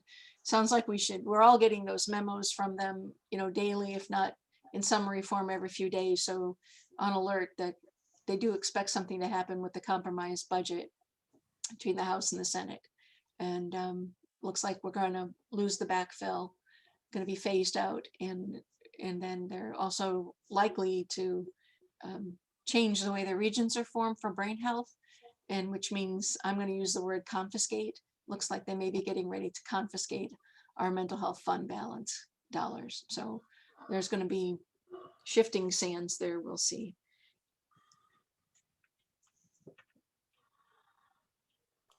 Yeah, I was on that call as well, listening in. So it sounds like one of the areas that you pointed out that might be very relevant is our ability to, you know, keep local personnel. Yes. And, you know, I don't even know, Jay, how to anticipate what the final thing is going to be. You know, will we have, because if they don't allow us to spend any other funds from our general balance, right, to assist with some things that might be county initiatives or county attention, then we're completely beholden to whatever the region would decide to do. And we may end up with I have no idea, part-time staff person. I don't honestly know. So it's going to be an interesting week. And then of course the rollout over the next several years. So. But if we plan to maybe have Dr. Williams be with us early in June, hopefully at least some of the dust has settled from the UCC and we can begin to see what Dubuque has to build with. Mhm. And is Nancy Fisher's position also included in that budget? So do we have two people? Is that We actually have 3 people. three? That's right, assistant. Well, and we budget for May. We are kind of the head center. We have the CEO of the region on our, we have, and there's a part-time person with the region. We have 4 employees over at the Creative Venture Lab. And then Nancy Fisher is now on our 4th floor of the courthouse, but she runs under that budget item as well. So another, the impact for us next budget is going to be, we'll want to start on that this fall to get some clarity probably.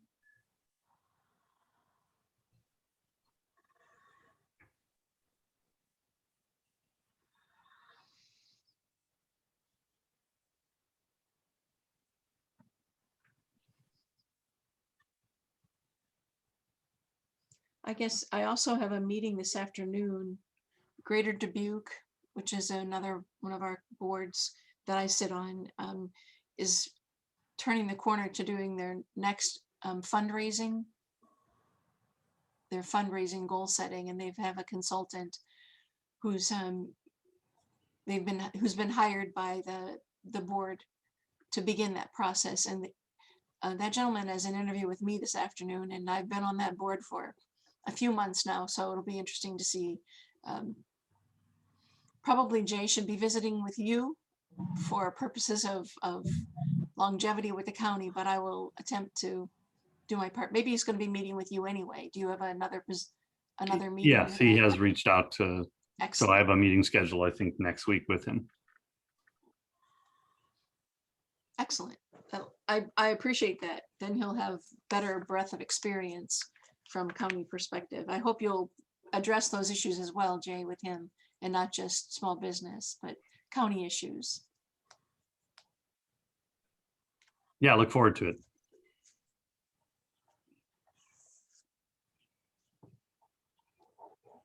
Yes, I do have a meeting set up at 1 o'clock with the Greater Dubuque Development Corp on Thursday. So, Oh, maybe they're going to talk to us all. That's wonderful. Excellent.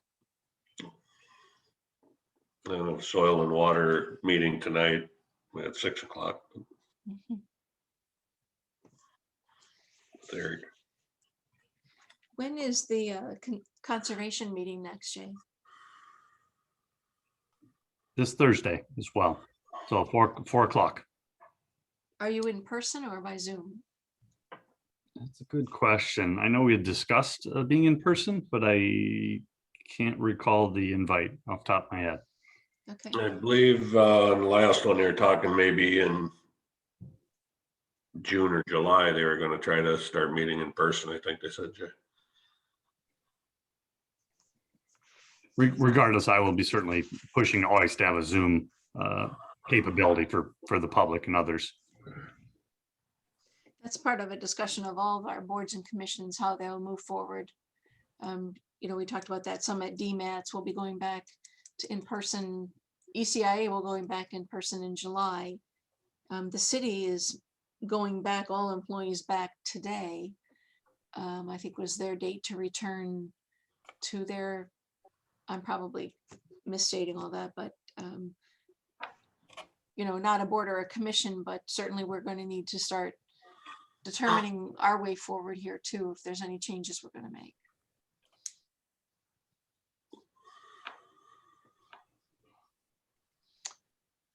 Well, if we want to have dead airtime or just general discussion, we just have another minute. Hopefully we have our partners here for the COVID update.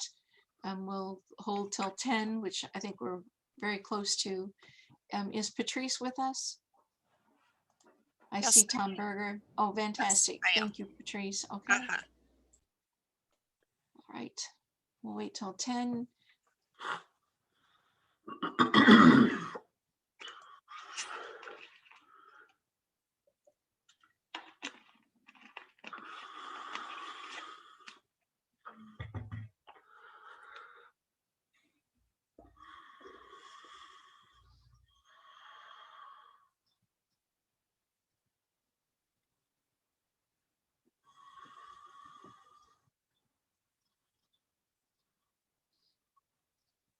certainly one of the longer minutes. And there we go, 10 o'clock on my computer anyway. So we'll begin with the COVID update. Patrice, I'm just going to turn over to you to bring to our attention what you'd like us to know for update. Sure. Well, good morning, everyone. I just had signed in when I heard you discussing about if there was going to be a Board of Health meeting this Wednesday. And Chair Beshin on Friday evening had asked me to email Dawn because the discussion was that it was going to be canceled. And because we had not sent out an agenda yet, would we have to send out a notification? So I am still waiting to hear from Dawn. But if that's the case, if we do have to send out an announcement, Chair Beshin had asked that I just state that the Board of Health meeting planned for May 19th, 2021 is canceled. The next regularly scheduled meeting is June 2nd, 2021. So just as an FYI on that. Our vaccination rates continue to be about the same. 62% of our 16 and older population has either had one vaccine or they're fully vaccinated. And with our 65 and older population, we still remain right about 89% of those that have one or else they are fully vaccinated. As you're aware, on Friday, we did start with our 12 to 15-year-olds. So we have not gotten a handle as of yet how many were vaccinated on Friday nor over the weekend. We did do a pod out at the Kaminsky Park on Friday evening, and I believe Stacy had said there were 28 walk-ins.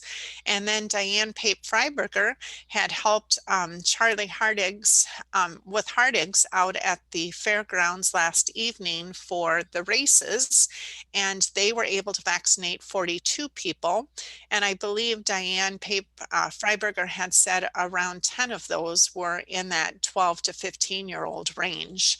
And she did assist with the that population to put the Sleeves Up phone number in their phone to share with their classmates at school today, as well as they were apparently very proud to wear their stickers, and they were planning on wearing their stickers to school today to help recruit their classmates to get vaccinated as well. Tonight, Stacy and her crew are out at Farley. We are doing a walk-in out at Yonkers today and tomorrow. And as you know, the Instant Management team is going to be evaluating our Yonkers pod site. We'll be meeting with our vaccine providers again on Wednesday to find out when their final days will be with their boosters and to see what they're thinking with their 12 to 15-year-old population. In previous discussions, they had felt that they would be able to handle their patient clientele within their own office. But we are going to still have our pod open for the month of June. So we'll discuss with them if they would like to continue out there. But for right now, our plan with the pod in June will be probably on a constant Friday, 9 to 5 or 9 to 6, or we still have to firm up the time frame. But we didn't really want to close the Yonkers site completely, but we are again looking at all of our volunteers and everything else that goes with operating the pod at Yonkers. So we're looking at probably just utilizing a Friday, maybe a Saturday, but those details should be completed by the Instant Management team in the next couple of days or so. We also then, I'm hoping everyone received your postcard again last week. We were really, well, we had mailed postcards out again to every resident in Dubuque County that had a mailing address, basically telling them that the vaccines are free. There's no charge. Also telling them that they're eligible for the vaccine. We gave them the Sleeves Up number in case they needed to have a vaccine navigator, help them find a walk-in set or else a pod that was operating and make their appointment for them. Unfortunately, the postcards went out before the CDC and FDA approved the 12 to 15-year-old population for vaccines.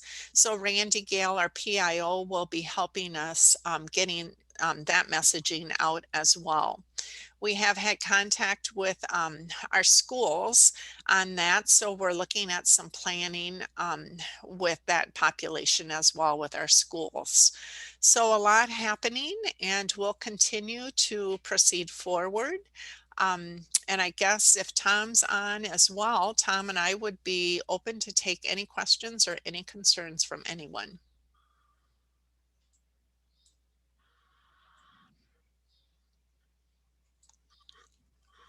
Teresa, and I have a question for you. You know, to state the obvious, we changed mask requirements in the county, and schools are going out.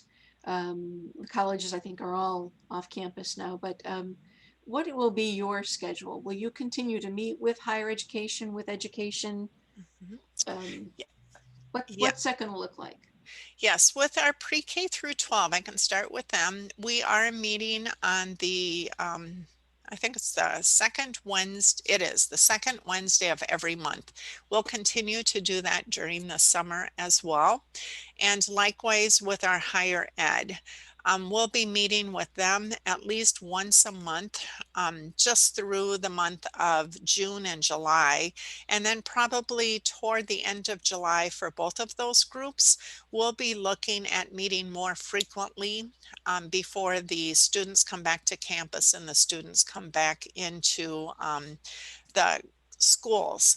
But they also know that the incident management team will be available to answer or address any concern or question they may have during the course of the summer.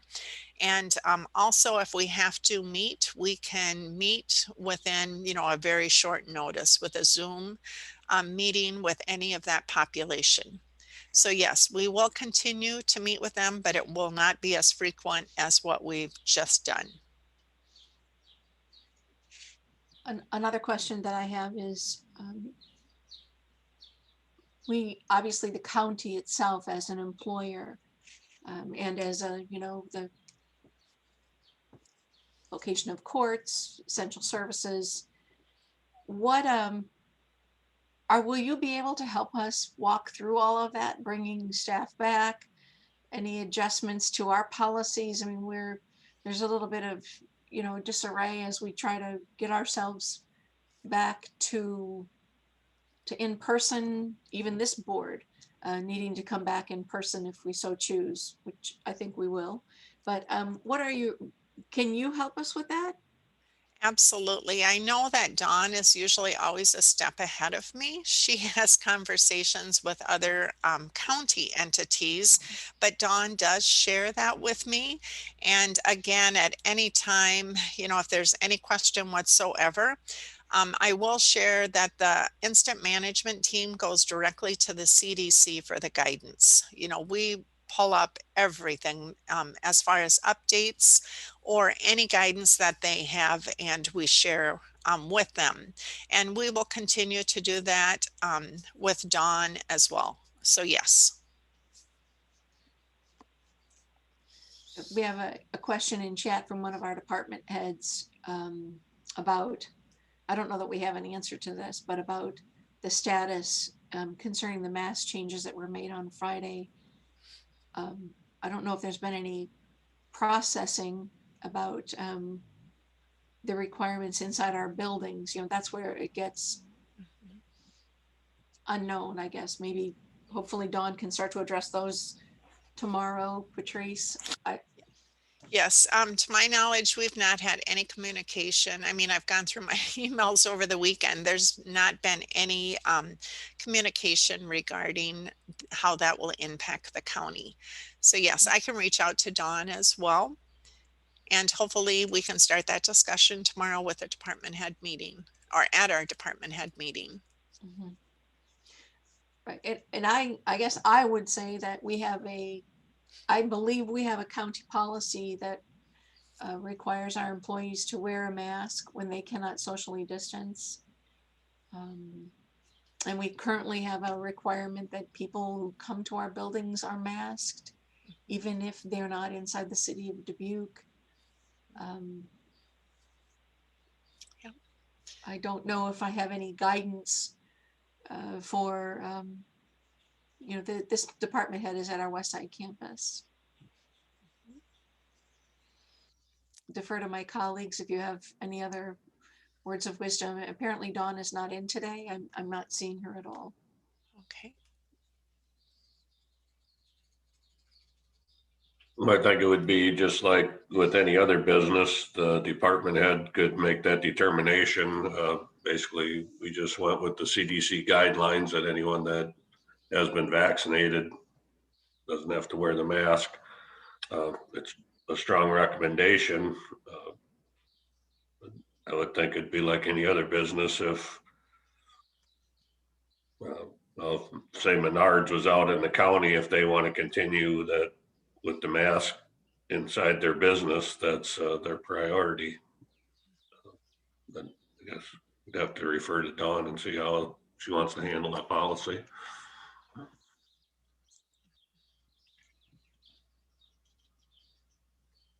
Yeah, I think, I think it might warrant another department head meeting. Certainly there's going to be scenarios that are exceptional and different. We have everything from Sunnycrest to conservation to internal IT. So I would think getting the department heads together and or getting HR personnel together along with supervisors to say, okay, here's what we know so far, and here's how we're going to move forward with the new rules. Right, and there is a department head meeting, a standard meeting on Tuesdays at 10 a.m. So maybe some of that will begin in discussion tomorrow. Patrice, I'm hoping you can be present for that. Yep, I have it down. I think you're almost always there. The ones I've attended, you've been present, so. Yep.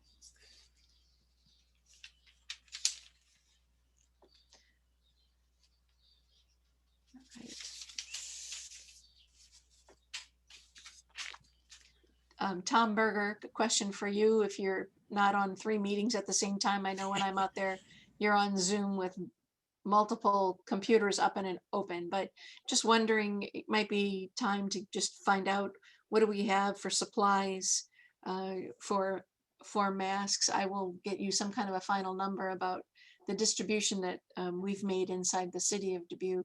I'm sure it's more than 10,000 masks. Yeah, we are sitting real good on supplies. There's quite a few masks left out here that the Board of Health purchased, and plus there's some left from the Board of Supervisors. The state is starting to deplenish or deplete their stockpile. So they have sent a Google poll out to hospitals, long-term care facilities, public health departments, and EMS, starting with that tier to see what they can use and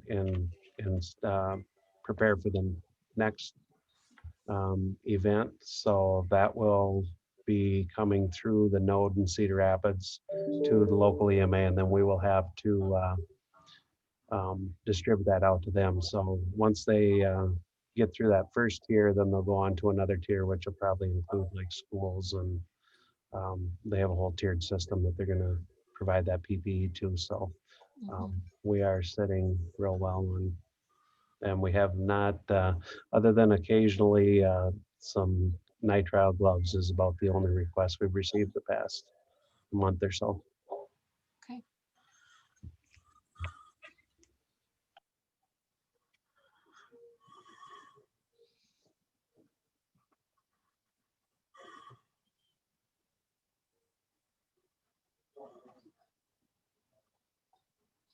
Do we have any other questions as a Board of Supervisors?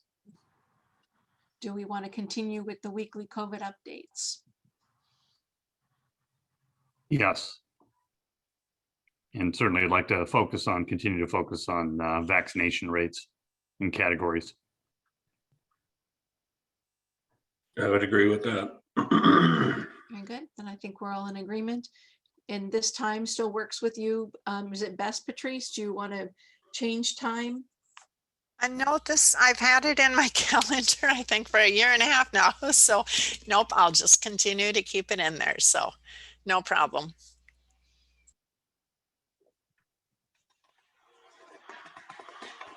I guess I would inform my colleagues, we did have a positive in the staff at Sunnycrest last week. You know, those are not things we normally, you know, are made aware of anymore, but you know, certainly we're still having that if occasionally that does occur. And Jay, I don't know if you know the woman who was in charge of the brain health region prior to May Hinchin.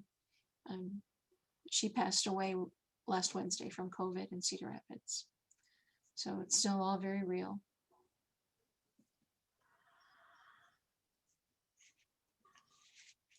All right. Thank you, everyone, for your report, and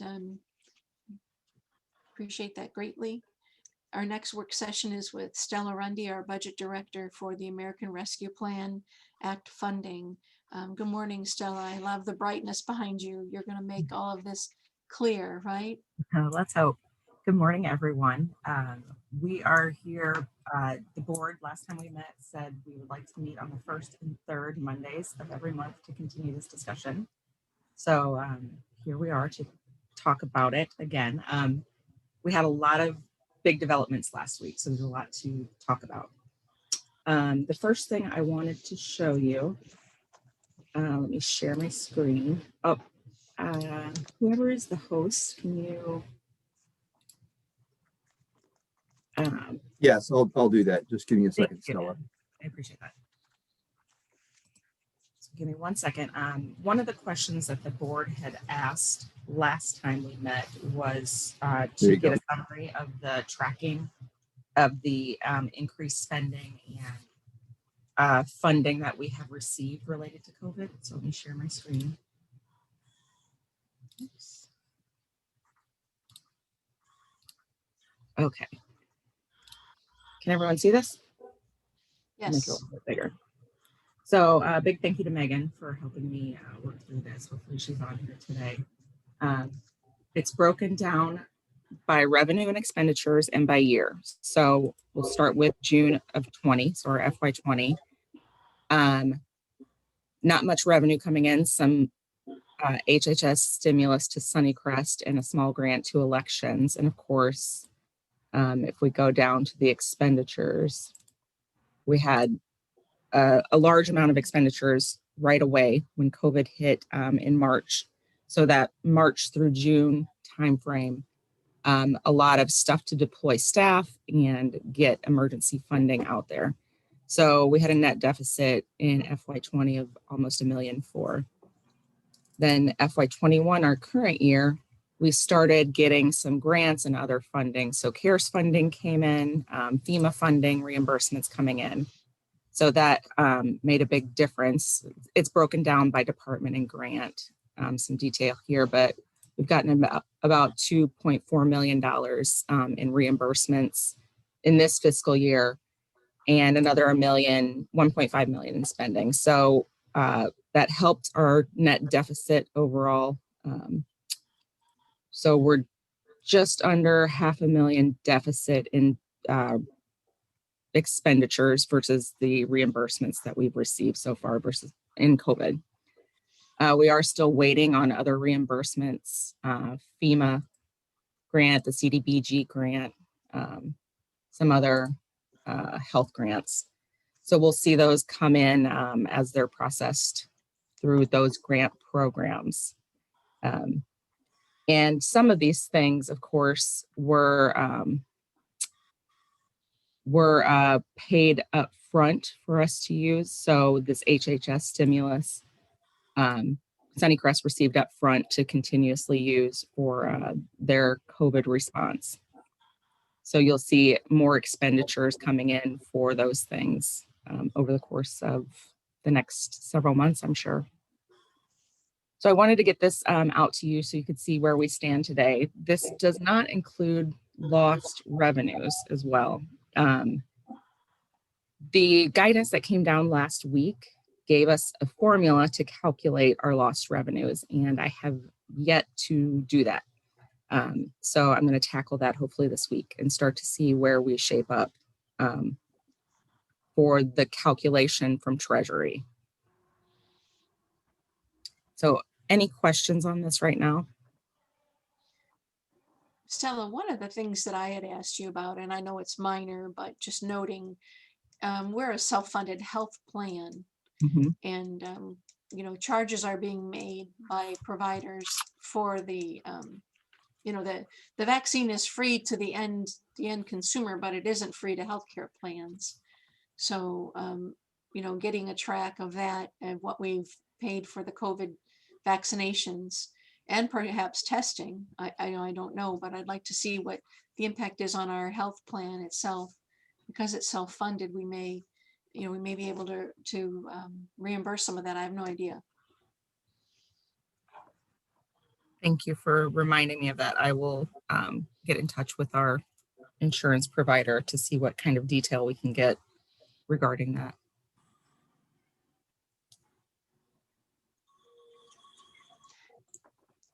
I would also appreciate just receiving this in my box so I could. Yep. Absolutely. I will send this out to all of you.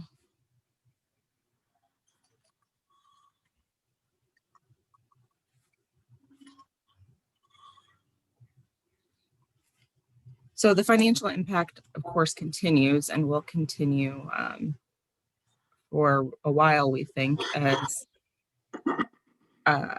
we continue to battle COVID-19. So the big stuff that came out last week was new Treasury guidance. So I actually have, if there are any other questions on this spreadsheet, I'd be happy to address them now. Otherwise, I'm going to switch to a little PowerPoint. Okay. Let's see if I can make this work.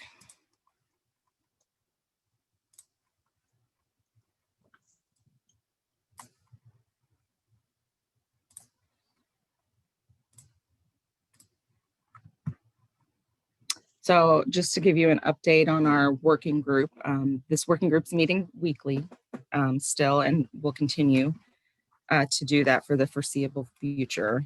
And just a reminder of who is in the working group. As of right now, it's myself, Dawn Sherman, Ann Cameron Williams, Anthony Bargett, Nathan Gilmore, Patrice Lambert, Samantha Cloft, Brian Preston, Tom Berger, and Sheriff Kennedy. So, like I said, we had Treasury guidance come down last week, which was very exciting. It's something that we've been waiting to hear about. So we know, of course, the American Rescue Plan Act included $65.1 billion in direct federal aid to counties, which was very important. The CARES funding did not come directly to us. We got our final allocation with the Treasury, so it was up a small amount. So it's going to be $18,901,521. Half of which will be received, we believe, in the next week. So I submitted through their portal for funding late last week, and they were saying 4 to 5 days, they were thinking, before the first half of funding would come down. And the second half is received in approximately 1 year. So no earlier than 12 months from your first receipt, we'll get the second half of funding. The other really interesting thing that we learned last week is that funds have to be obligated by December 31st, 2024 and spent by December 31st, 2026. So we originally thought everything had to be completed by 2024, but if things are under contract or if they're obligated, then we are allowed to continue spending the money through 2026. So that's really important information. Of course, that was through the Treasury's interim final rule, which came down May 10th. So this is an interim rule, meaning that comments will be accepted through July 9th of 2021. So it's not the final rule yet. They're still taking comment on it. So as we work through this, I expect there to be lots of comment just from everybody trying to get even further clarification as we move through it. And we know quarterly reporting will be required, and we found out the first report will be due August 31st, 2021. So that will actually come up here very quickly. One of the other things that the board had requested that our working group work on would be our purpose and what the group is doing. So we worked on a draft of kind of a purpose statement when we met. So the purpose of this group as designated by the Board of Supervisors would be to organize the funding ideas in a manner to support the Board of Supervisors review and funding decisions, to research and create project concepts that are aligned with the funding intentions as described by the American Rescue Plan Act guidance, develop evaluation criteria for proposed projects to support the Board of Supervisors review and funding decisions, develop the timeline for execution of projects to comply with the guidelines, with the program regulations, provide all county departments with a method to submit their funding ideas, and provide the public with a method to submit comments. So these were the things that the working group discussed, and I would open it up to the board for your comment on this or thoughts.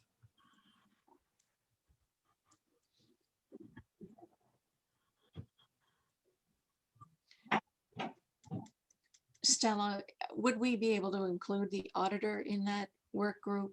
Yep, I don't know absolutely. that you mentioned his name, and I didn't hear Megan's name either. So someone clearly from that group, that critical department's going to want to be involved. Absolutely.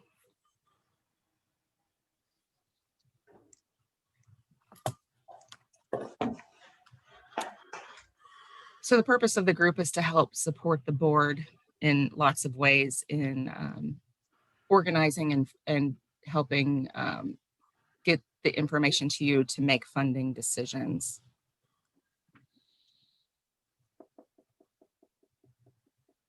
Yeah, I like what you have so far, Stella.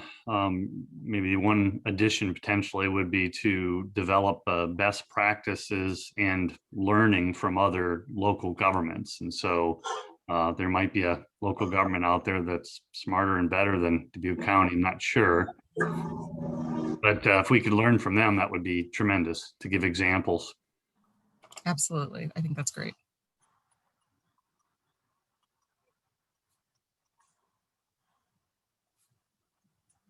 I would note, Jay, to that point, the UCC is going to continue to meet. As I've asked that we have some connection with our colleagues as other large urban counties. So I think that will be helpful to see what Lynn County is doing, and those partnerships can be, useful, I'm sure, to see what guidelines. And I know, Stella, you and I think Auditor Dragato are on the ISAC committee as well for statewide assistance. So I was just going to mention that. So myself and Auditor Dragato are both on the ISAC working group that they pulled together to help develop information for all Iowa counties as this information comes to us, and trying to get it out to everyone in a thoughtful manner and helpful manner.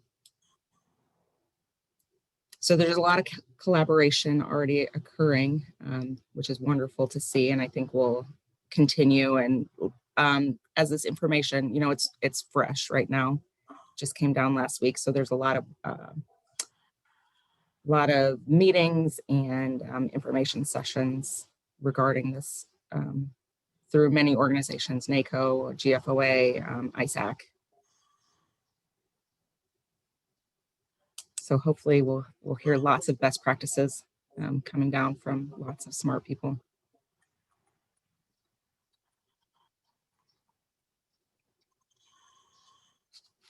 Any other additions to the purpose board would like to make, or anything else you want to address?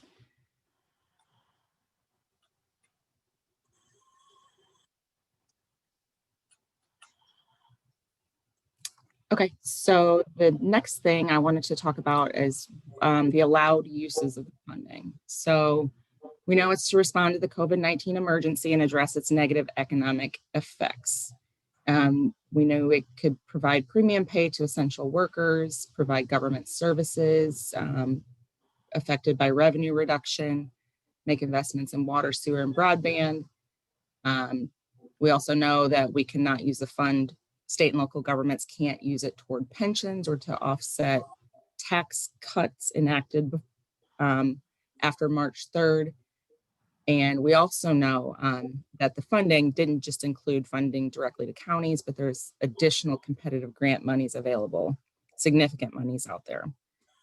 So I took some slides directly from the Treasury presentation that I attended with just a little bit more detail on each of these things.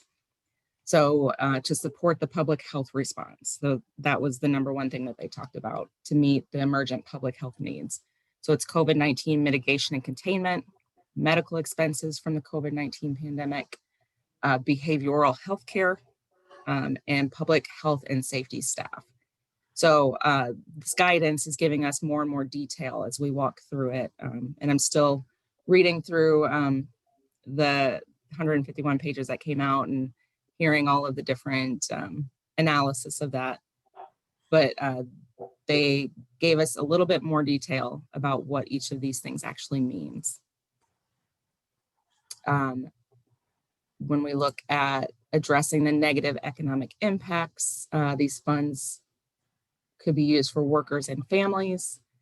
And they give additional examples of each of these things as we walk through as well. Small business, the public sector, impacted industries. They call out tourism, travel, and hospitality. They said we can, there's a big reduction in government employment nationwide. I think about 1 million employees down. So they said you could rehire back to pre-employment or pre-COVID levels. Assistance for unemployment and things of that nature. So continuing to give us more detail about what it means to address the negative economic impact. Provide equity focused services. So there's a hard look at equity in this bill, and the Treasury really wants to address the disparities that occurred during COVID-19. We know that disproportionately impacted communities were really impacted through COVID-19 negatively. So they want to address those health disparities, housing in neighborhoods, educational disparities, promoting healthy childhood environments. So this is a big focus of the bill.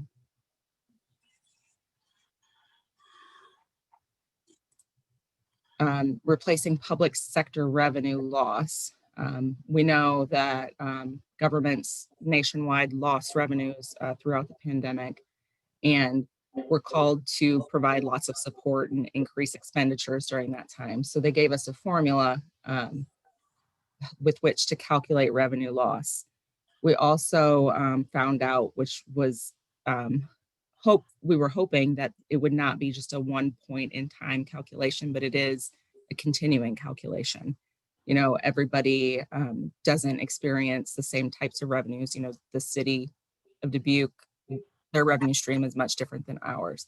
So different industries could have lags in revenue loss. So they allowed us to mark that at various points in our calculation. So I'll be working on that to see where we are as a county compared to that formula. We're also allowed to provide premium pay for essential employees. And they gave examples of who those people are. So staffing at nursing homes, hospitals. I won't walk through all of these, but it's really important as they continue to give us more clarity on what all of these things mean. We're learning a lot more. So this will help develop our response as a county. Water, sewer, and broadband infrastructure, including improvements to infrastructure, building upgrades. We found out it went all the way down to drinking water, clean water, revolving funds, and drinking water. It also gave minimum speeds on the broadband. So it's important. to note all of these things as we make investments. And then just a little bit more clarity on ineligible uses. So we cannot fund reductions in net tax revenue by making tax cuts and backfilling it with this funding. We can't deposit this into pension funds. So states, particularly with underfunded pensions, could not use it to fill that. We can use it for routine payroll contributions. So if we're saying employees with eligible wages and salaries, if it's part of their normal payroll, as we're using this, it can be used for that. It just can't be used to backfill pension deficits. So that was an important point to note. We also found out we can't use it for funding of debt service. We can't put it into financial reserves. And of course, they note additional restrictions may apply. That always the case. So these were all taken directly from the U.S. Treasury's presentation. So really good information coming out over time, and we'll continue to meet. The working group's next steps. So we need to work on our process for submission of projects, develop our timeline. I've asked everyone to consider the timeline. That's one of our first things that we're going to tackle here. Develop our public comment submission format, how we take comment from the public and ideas from the public. Develop evaluation criteria to make sure we're following all guidelines and regulations from the Treasury. And then help to evaluate projects for viability of competitive grant submission versus county funding, meaning some projects may be better to submit for competitive grants instead of using the county funding. So how do we determine what goes in what bucket? So that's where we're at right now. Just any questions, any comments?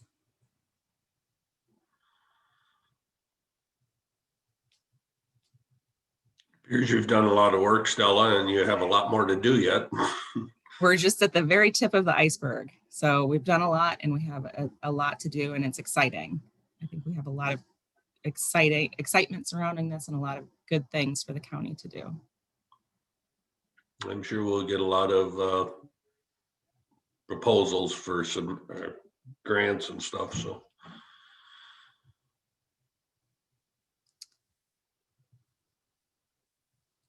So any other direction from the board? Otherwise, we would be meeting again for another update on June 7th to talk about what the working group has done from now until then. Was there any conversation about outwardly looking formats, creating a website, or potentially a newsletter or other communication methods out to the public and internally that the group discussed? So the group hasn't discussed that yet, but it's been on my list of things to discuss with the group. So I think that we should have a web page or a page within our website directed toward this. Maybe that's where we could solicit public comment from and keep information on there to use to drive people to that page to gather more information from the county. Sorry. Okay, oh, funny, but.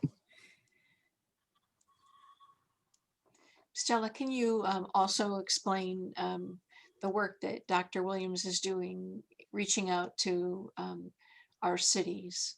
Yes, so Ann Cameron has been reaching out to each city within Dubuque County just to start getting information to see where each of those cities are with their planning, to see if there's any kind of recurring themes with what they're thinking, and gathering more information from them. And I'm guessing she's on here. Let me see if I can see her, if she wants to add any information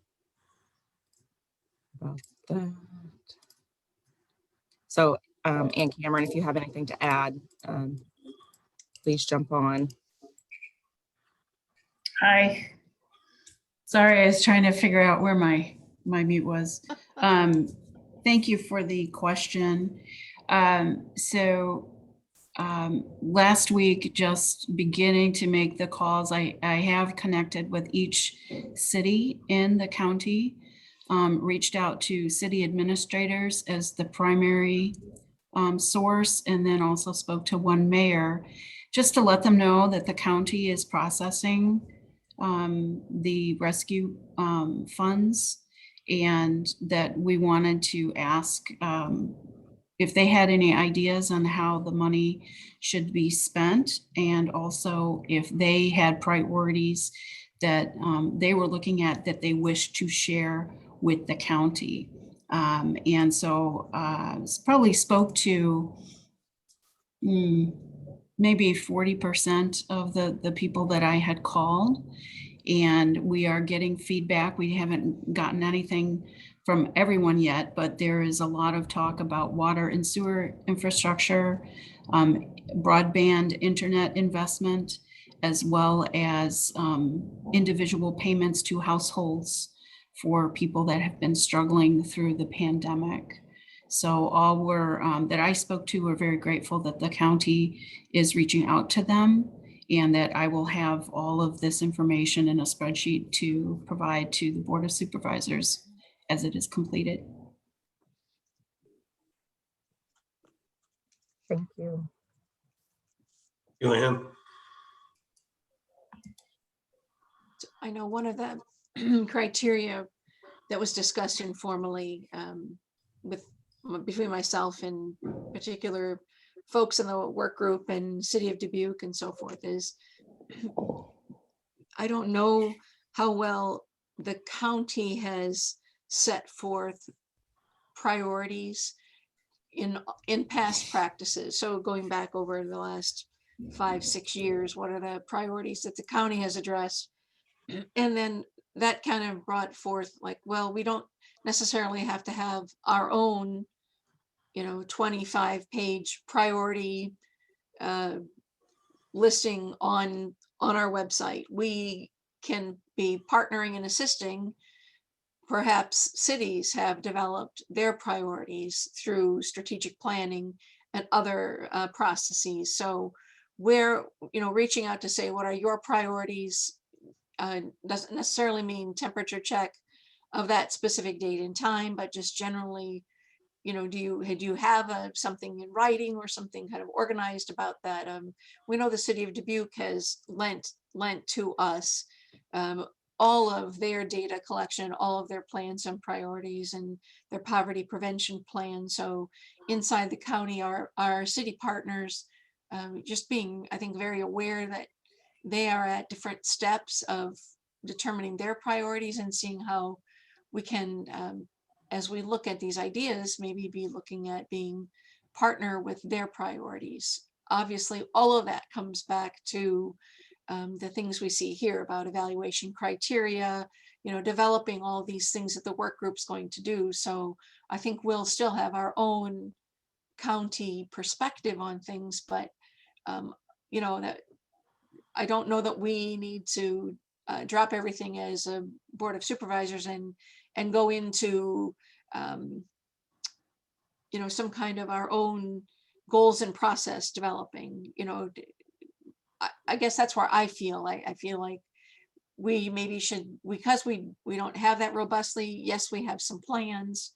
We have a comprehensive plan, I think, that was done in 2017, but just kind of looking for ways to learn what other cities have for priorities, just as one opportunity to connect and get citizen input. I definitely agree that we should be reaching out to the local governments in the other cities. I'm not sure if the forum that we have right now and the method that we're doing it is one I fully support. So I appreciate any employees that are proactive and, in my word, client facing. But I think we might want to put a potential pause on contacting other local governments. I think that should come from the Board of Supervisors, not a specific department head or employee. No offense to that employee, just, I just think the message should be consistent and possibly even in writing. So I don't know how my colleagues feel about it, but I wouldn't be rushing out to other community partners or other governments and, trying to solicit information from them at this point. I would want that a little more organized.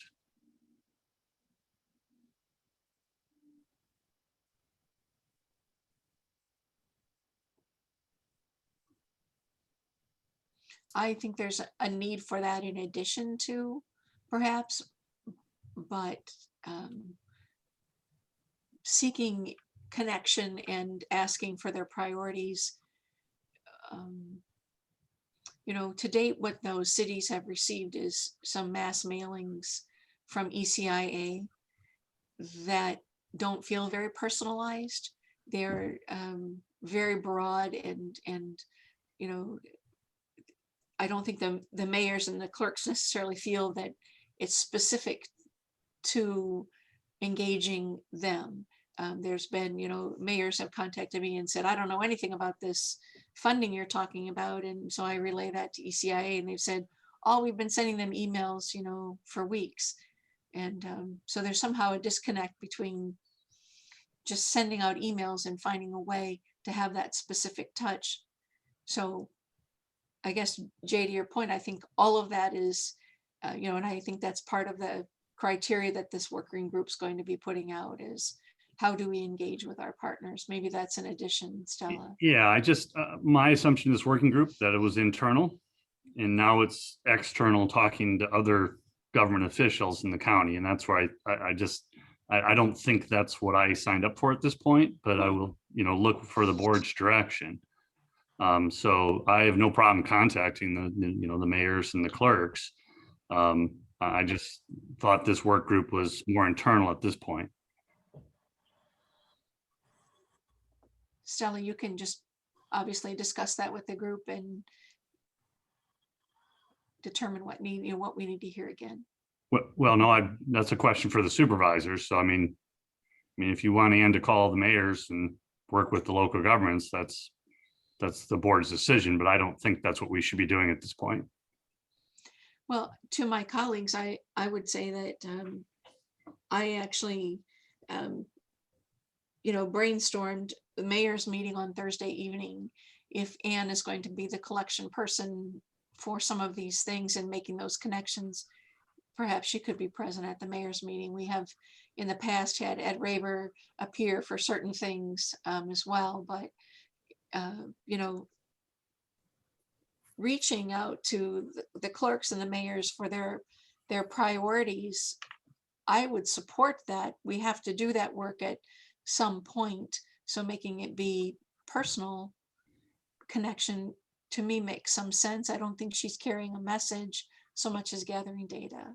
I agree. I just not sure if it's her role.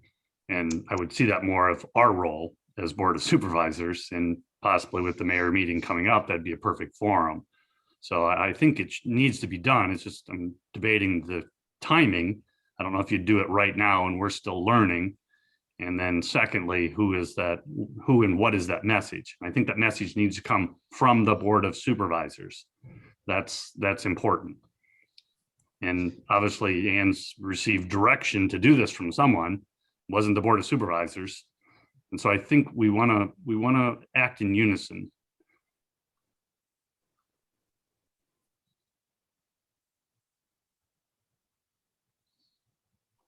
What would you suggest we do then? One, make this work group only internal at this point.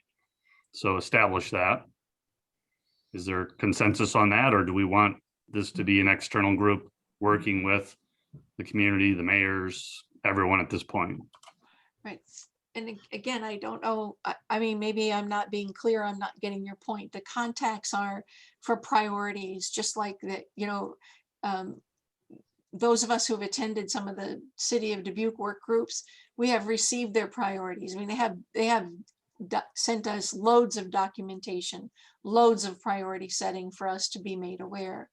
I don't know how to go get that data if the work group is going to be relying or looking at priorities of our cities, then they have to know what they are. I agree. It's Right? just a matter of timing. Wouldn't be the first thing I would do. I would get more organized and then I would have the board know that's going to happen. I mean, as a board of supervisor, I had no idea we were contacting other cities. So somebody told her, probably you, Supervisor McDonough, to do it. And, that's not how this should work. I think you're putting too formal a point on my telling her to go do something. She understands well that the board is moving and has to operate with consensus. So the fact that I may have had more engagement on this issue doesn't mean no one's carrying my water. This is trying to find out greater information about our partners. And we can't just do that with the city of Dubuque. We have to do that with all of the cities. So if you want that to be paused, I want the board of supervisors to make that decision. And I'm voicing that we shouldn't do that right now. There's steps in process. We should understand first. We should learn first. Then we should go out to the community.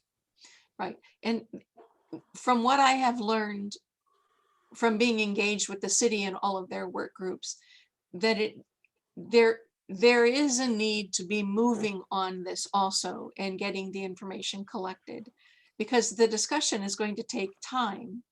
So having some preliminary things done is a matter of collecting data points also.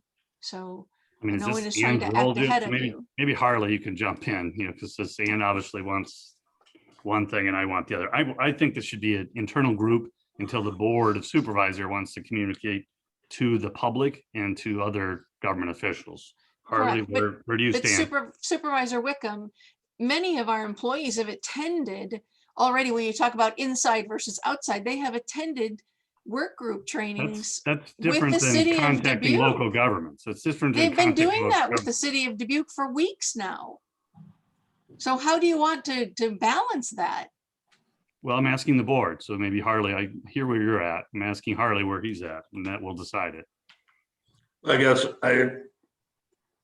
reaching out and getting some of their ideas and priorities. It's better sooner than later. I mean, at least the information's collected. And when we get to the point where we need to move forward, we have the information and we're not backtracking trying to get it.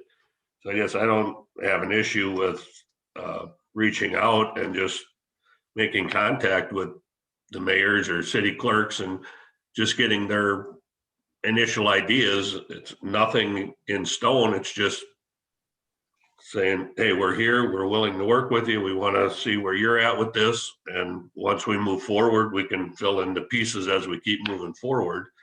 I just think that it's not a bad idea. Do you think we should have Ann Williams doing that? I mean, I would see that as an ed role. He's been doing it in the past, but I don't know if that's why we hired Ann Williams. Well, Ed isn't in the work group, Jay, and Dr. Cameron does have criteria and experience writing major grants, and so she's lending some expertise and effort here to us that's beyond being a CDC. It's really a leadership position, kind of saying, yeah, I just go out and get some priorities. That's a necessary thing. She's Ed's position hasn't been that he's been involved in this at all, and that train's kind of left the station. So there's I'm not doubting the qualifications. So yeah, I just was not aware this was going on. I'm a board of supervisor, was not aware we were contacting local governments asking about priorities. So it's news. So maybe we can just more formally understand and make sure the supervisors first know when communication is being made. Well, and that's the purpose. You'll recall from all of Stella's slides, I asked this question to be sharing, to be like, we all need to know this, right? That's not me. It's not in any slides that Stella's presented. So this is in fact, the actual reason we're having this work session today, to bring forward these things. I'd like it before. The conversation's already been made. You directed an employee to do one thing. No, I haven't No, no, directed an yeah, employee to. you clearly did. You clearly did. Otherwise, she wouldn't be calling him. That might So be the that's what way I'm you would objecting. do that, but that is not what I have done. I have not directed her to do Nope. that. The board hasn't, board of supervisor hasn't. She's part of a work group that's doing some of its own work, Jay. Which I that was we informed want was them to internal. do. That's fine. Harley said he's fine with it. You're fine with it. That's the majority of the board. That's fine. I would opt for a different process in the future, but for today, that's fine. Do you want the work group to tell you all things in advance before they do them? Do you want to continue to direct individuals to do specific items on behalf of the board? Again, I am not doing that, but I'm asking you, must this group come to you every 2 weeks to get authority for what they plan to do in the next 2 weeks? I mean, these are our department heads.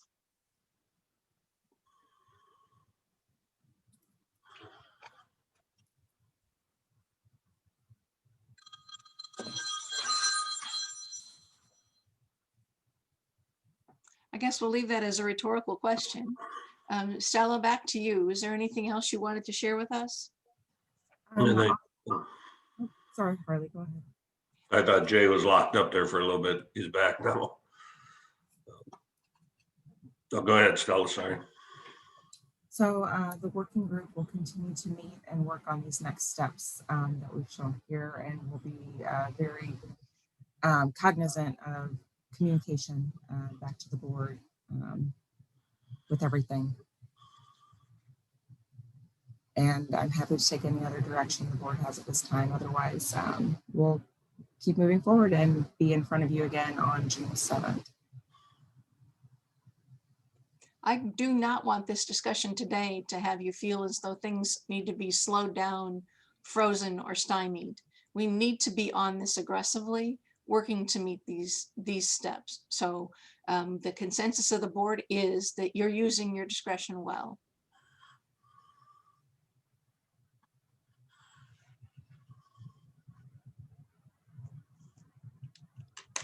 Thank you, Stella and group all.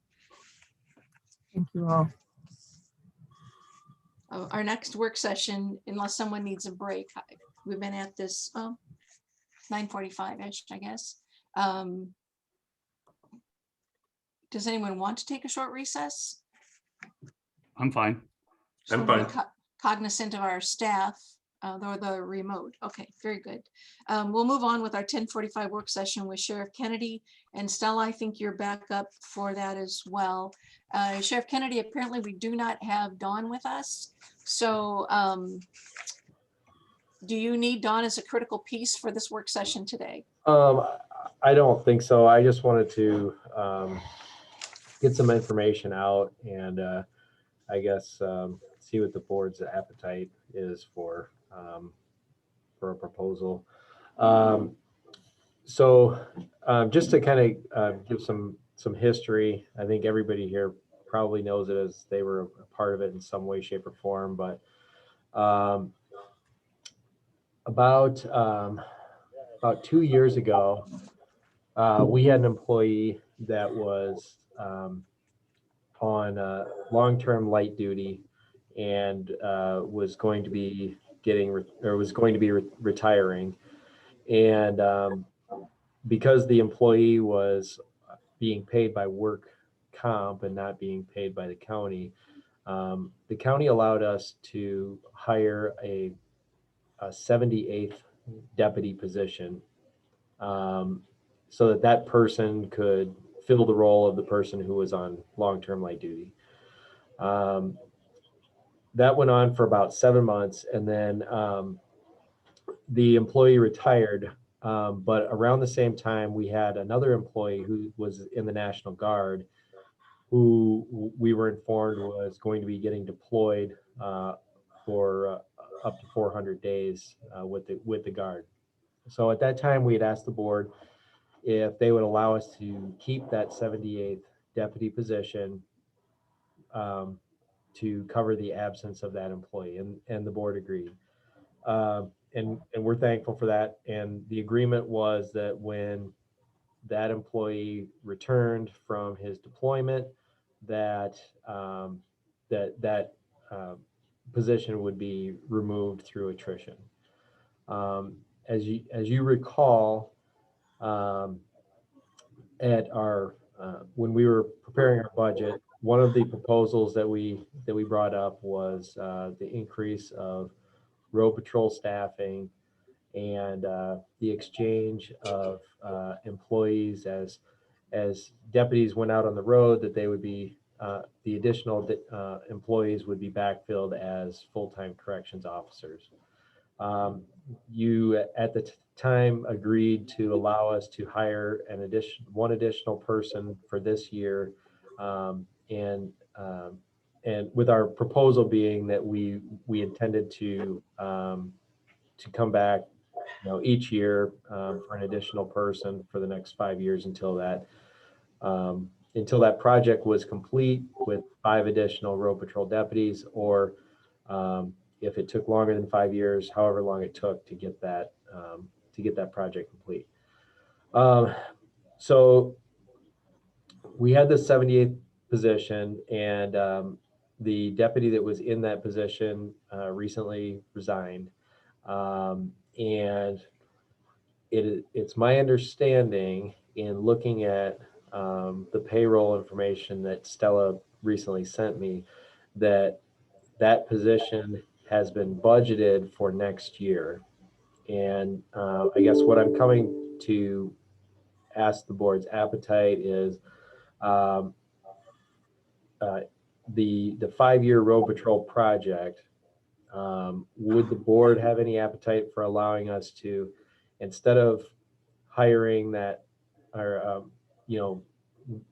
removing that 78th position, would the board have any appetite for allowing us to add an additional corrections officer position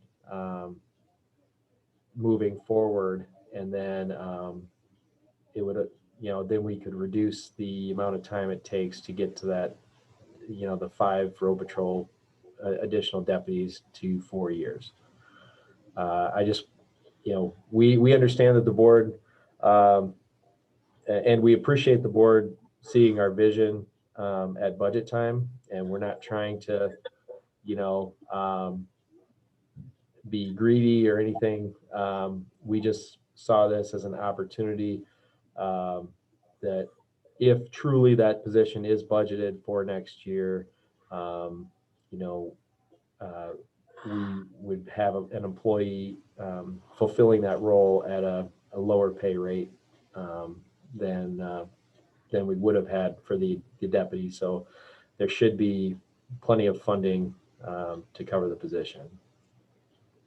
Stella, if I might bring you in here, can you confirm, is this position, is the 78th deputy budgeted in next fiscal year? So the way we budget for personnel would be the number of staff that are currently on the payroll, and any known empty positions at the time that we knew we're planning to fill. So there would have been, because there was an extra person on the staffing, that would have been included in the budget. The intent was to never remove a person. It was to allow that position to go away through attrition. So we would have budgeted for the number of people currently on staff.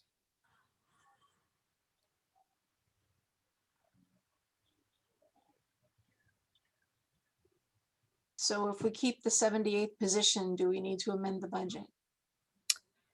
No, because it would already be in there and it would have gone away through retirement or resignation type situation.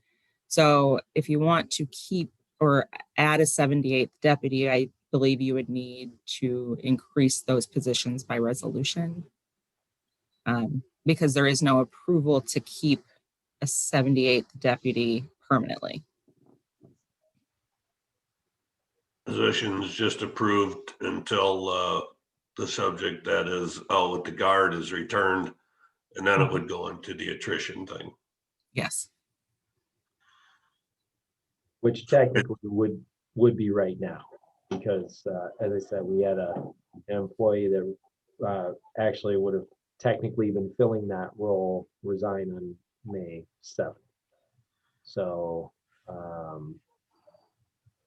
But you're still short the person that's at the guards yet, right? Or at the. no, he came back. I apologize. He came back May 1st. They actually, I think he said, sorry, Chief Deputy Rinneker's with me. Didn't he say they were decommissioning the base or something? And yeah, so the base that they were at overseas was going to be decommissioned. So they actually got to come home early, and then they sent another guard unit over to decommission the base.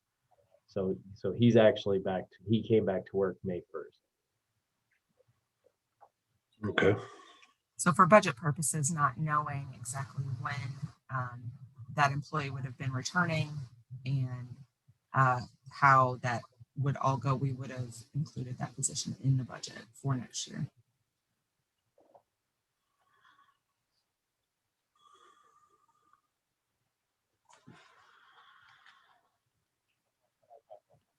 Sheriff Kennedy, this is Supervisor Wickham. Yeah. Do you need the position?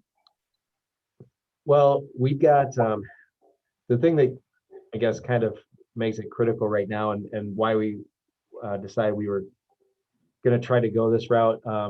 We actually were notified by 3 employees of their intent to retire in January, February timeframe. So having 3 people down at one time would be a significant blow to our operations, because that, I mean, 3 people doesn't sound like a lot, but I mean, when I look at, take last year, for instance, I mean, there was at one point in December, January, we had 6 people off on surgeries. So for us to be down 3 people, you know, hurts us significantly. So it would help us kind of get through that period, because with it being a corrections officer, we could easily have them, you know, they're hired, they get, you know, go through our training program in the jail. And by the time these individuals retired, they would be up and running and at full speed. So, I mean, it would kind of help us with a little bit more seamless transfer when those retirements occur. So. Okay, thank you. Supervisor Potoff, I'll look to your experience. Any comments or thoughts? Obviously, if you have that many retirements coming up, you have to have personnel trained. You can't wait until they say goodbye and walk out the door and hire someone, because you're talking several months down the road before you have that person up and running where they're counted as personnel. During that time frame, you're paying a lot of overtime. So I guess I would be in favor of allowing it at this time. It would at least help alleviate some of the trauma when you have 3 people walking out in 2 months' time. Well, I would agree. And one of the things, I guess I'll leave it for discussion. As I said before, you know, we had the intent of, you know, coming back each year until this road patrol thing is, staffing is where we feel it needs to be. You know, if we had to, we could forego that for next year or for next budget, and still maintain the 5-year plan, or I guess we'll leave it to you, I guess, what you would prefer, how you'd prefer us approach it. If you have an appetite for allowing us to complete the program in 4 years, you know, ahead of schedule, or, you know, a year ahead of our schedule, obviously we're fine with that. But if you would rather us maintain that schedule and still keep it a 5-year plan, then you know, we want to work with you. We appreciate any support you're willing to give on it, and we don't want to, like I said, we don't want to come off as being greedy or, you know, just out trying to collect bodies for workers. So I guess the question is, are we keeping the 78th deputy because we need to hold that spot to fill it because of retirements? And then it will go away through attrition, or are we permanently adding a 78th deputy? So that this discussion is, otherwise we're going to have this round robin discussion going on always. What is the proper staffing level and what is budgeted and what are we collecting taxes for? Yeah, my intent would be, and the reason I came before the board is to make it a permanent position, but not a deputy position. Make it a permanent position as a corrections officer position. So downgrade it slightly. We wouldn't normally add these kinds of changes mid-year when this wasn't addressed at budget time. I think that's fair to say, don't you think, Joe? Yeah, I absolutely. I agree with that 100%. And like I said, this was something that came up, and you know, when we recognized that position had to go back or was supposed to be removed, the first thing we looked at was, well, is it budgeted for next year? And so that's kind of how we came to this point. And you know, if the board is not interested in following that path with us, that's fine. You know, we'll remove the position through the attrition that already happened, and we'll move on. We just felt that since it was already something that was budgeted, and you know, listening to Stella's description of how the budgeting process worked was basically going to continue being budgeted until we stepped up and said that position was no longer needed. We felt that, you know, it might be a time to speak up and say, hey, you know, this is an opportunity for us to move this other project along. But totally respect whatever the decision is today. You know, we just thought it was an opportunity for us to get a little bit ahead in a project that we were working on. But we had already approved, what did we approve? 2 corrections officer and 1 full-time deputy for the budget? No, it was 3 corrections officers. Or 3, okay. Yeah, and then, but no deputies. The deputies were, as the corrections officers were hired as backfills, the deputy would go out on the road. So basically, we were still going to have 77 deputies on the department. It was going to be an increase of staffing at the corrections officer level, and we removed the part-timers. Right. So this would bring you up, you'd move to 4 correctional officers then? Yes. And the original proposal was that we would have a total, at the end of the 5-year period, we would have a total of 7. So this would advance us towards that 7 mark. Okay.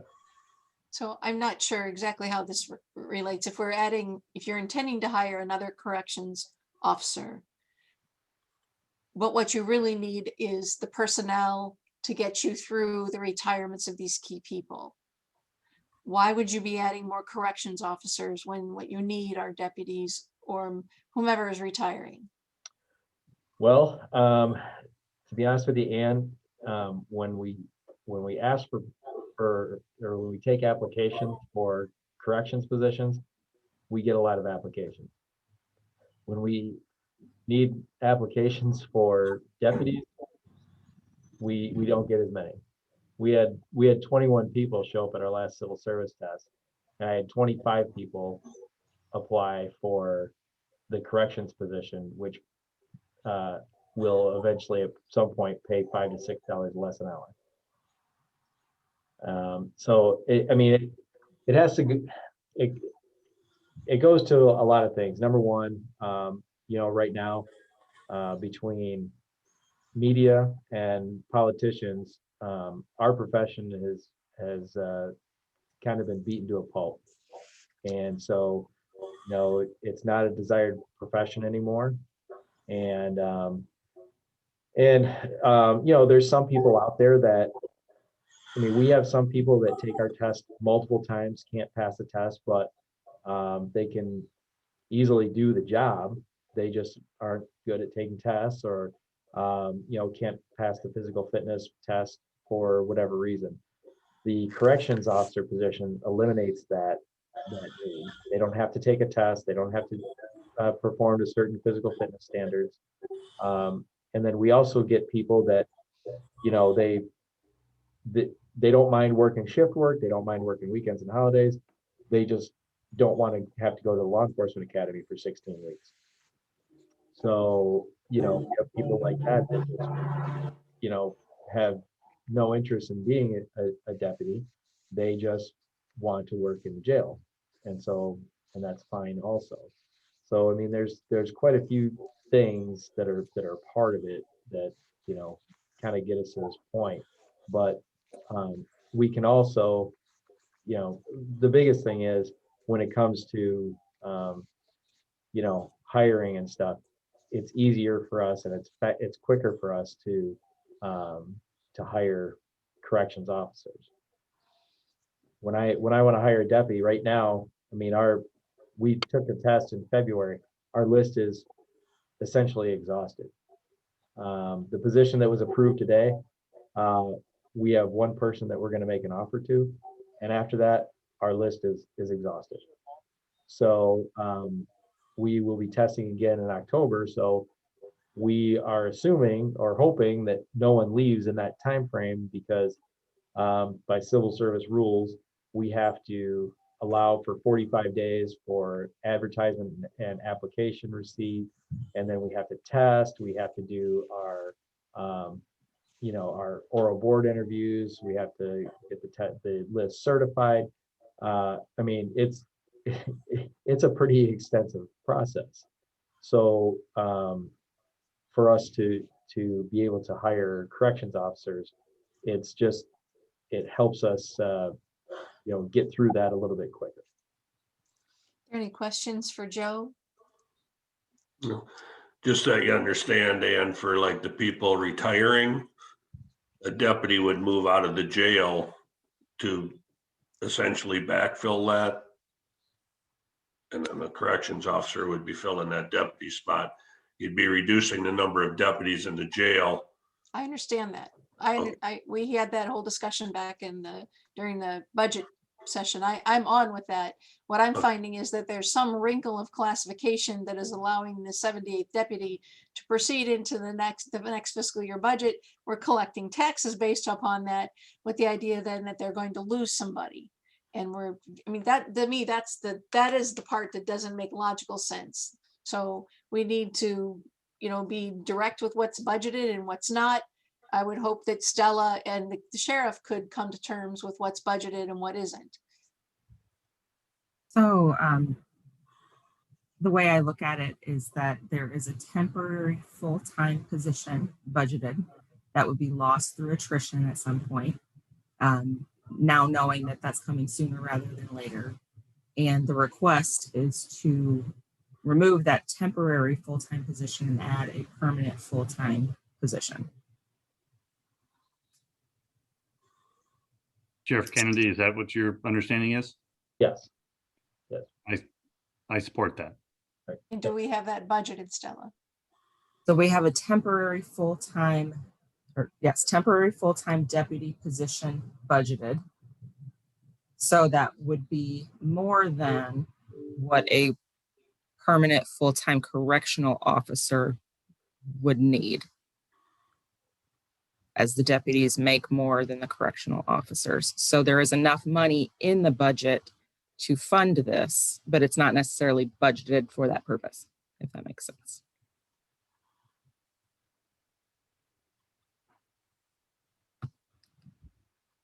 So I think you would need to approve these by personnel requisitions and things like that. And I wish Dawn was here to be the definitive answer on that.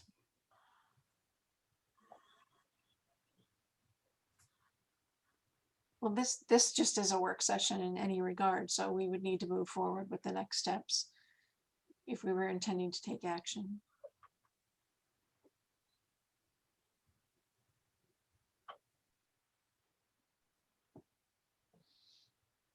I think it would be helpful to have this be clarified in the personnel requisition so that we're not having this discussion again in other years. It's difficult to go back and recall previous commitments and previous promises and the duration for which they were intended. That, I mean, you know, without something in writing you can look at, these are just all oral agreements that continue on.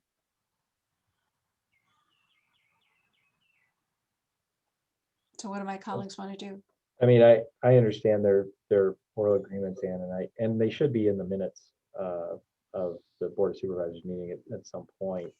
But, you know, I would like to point out that, you know, we had, you know, we did live up to our end of the oral agreement, even though it was an oral agreement. We did come to the board when that attrition point came, as I am doing right now.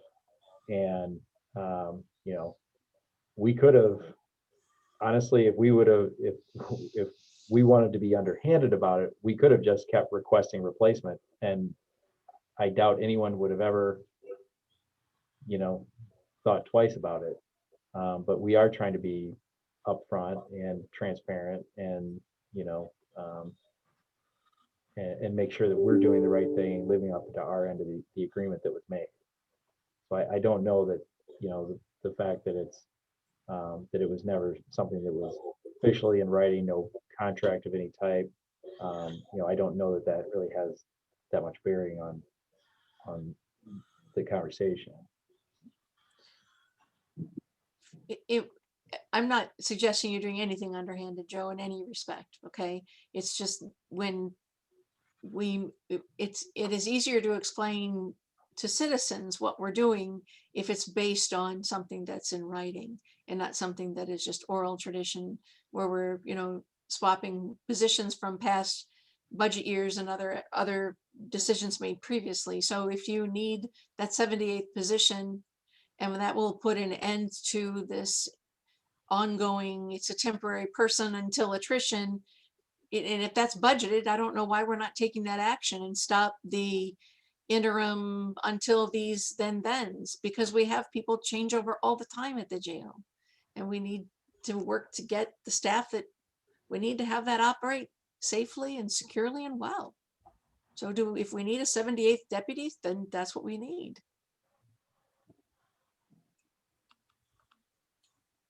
Okay, thank you. Am I missing anything, Supervisor Wickham or Potoff? No, I would agree with Ian that obviously if they need the help, which obviously from what Joe said, they are going to be needing it. I have all the confidence in Sheriff Kennedy and Deputy Riniker and Stella Rundy and Don Sherman, and I'm confident they'll figure it out if those are our needs. I'm ready to support those needs. Anything further, Sheriff Kennedy? No, I guess, do you want us to get with Dawn on this? Or how do you want us to proceed? Yeah, I'd get with HR and get the documents created that you need. I mean, I think it's a personnel requisition issue and possibly a budget issue. Okay. Stella, let's and work with Stella. You're going to carry the message as well from the administration side to get this done and achieve the goal, right? Very good. Okay. Thank you. Thank you. Thanks, Joe.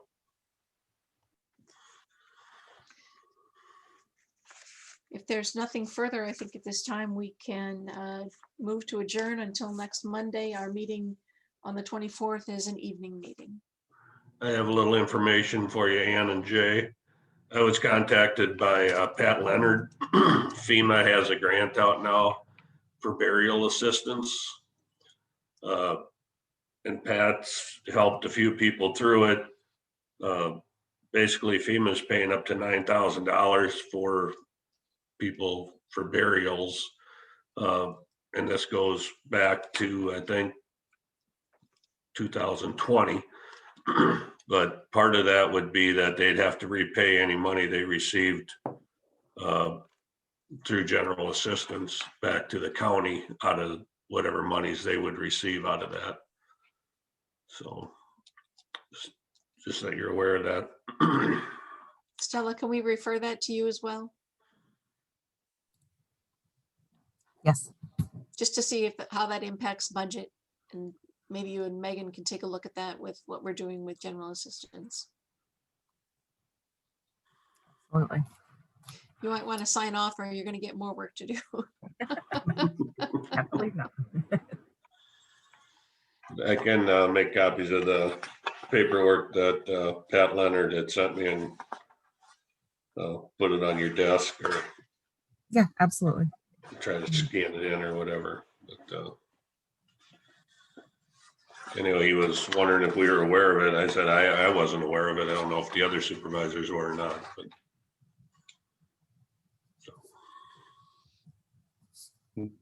Thank you for that. Appreciate it. I will make a motion to adjourn.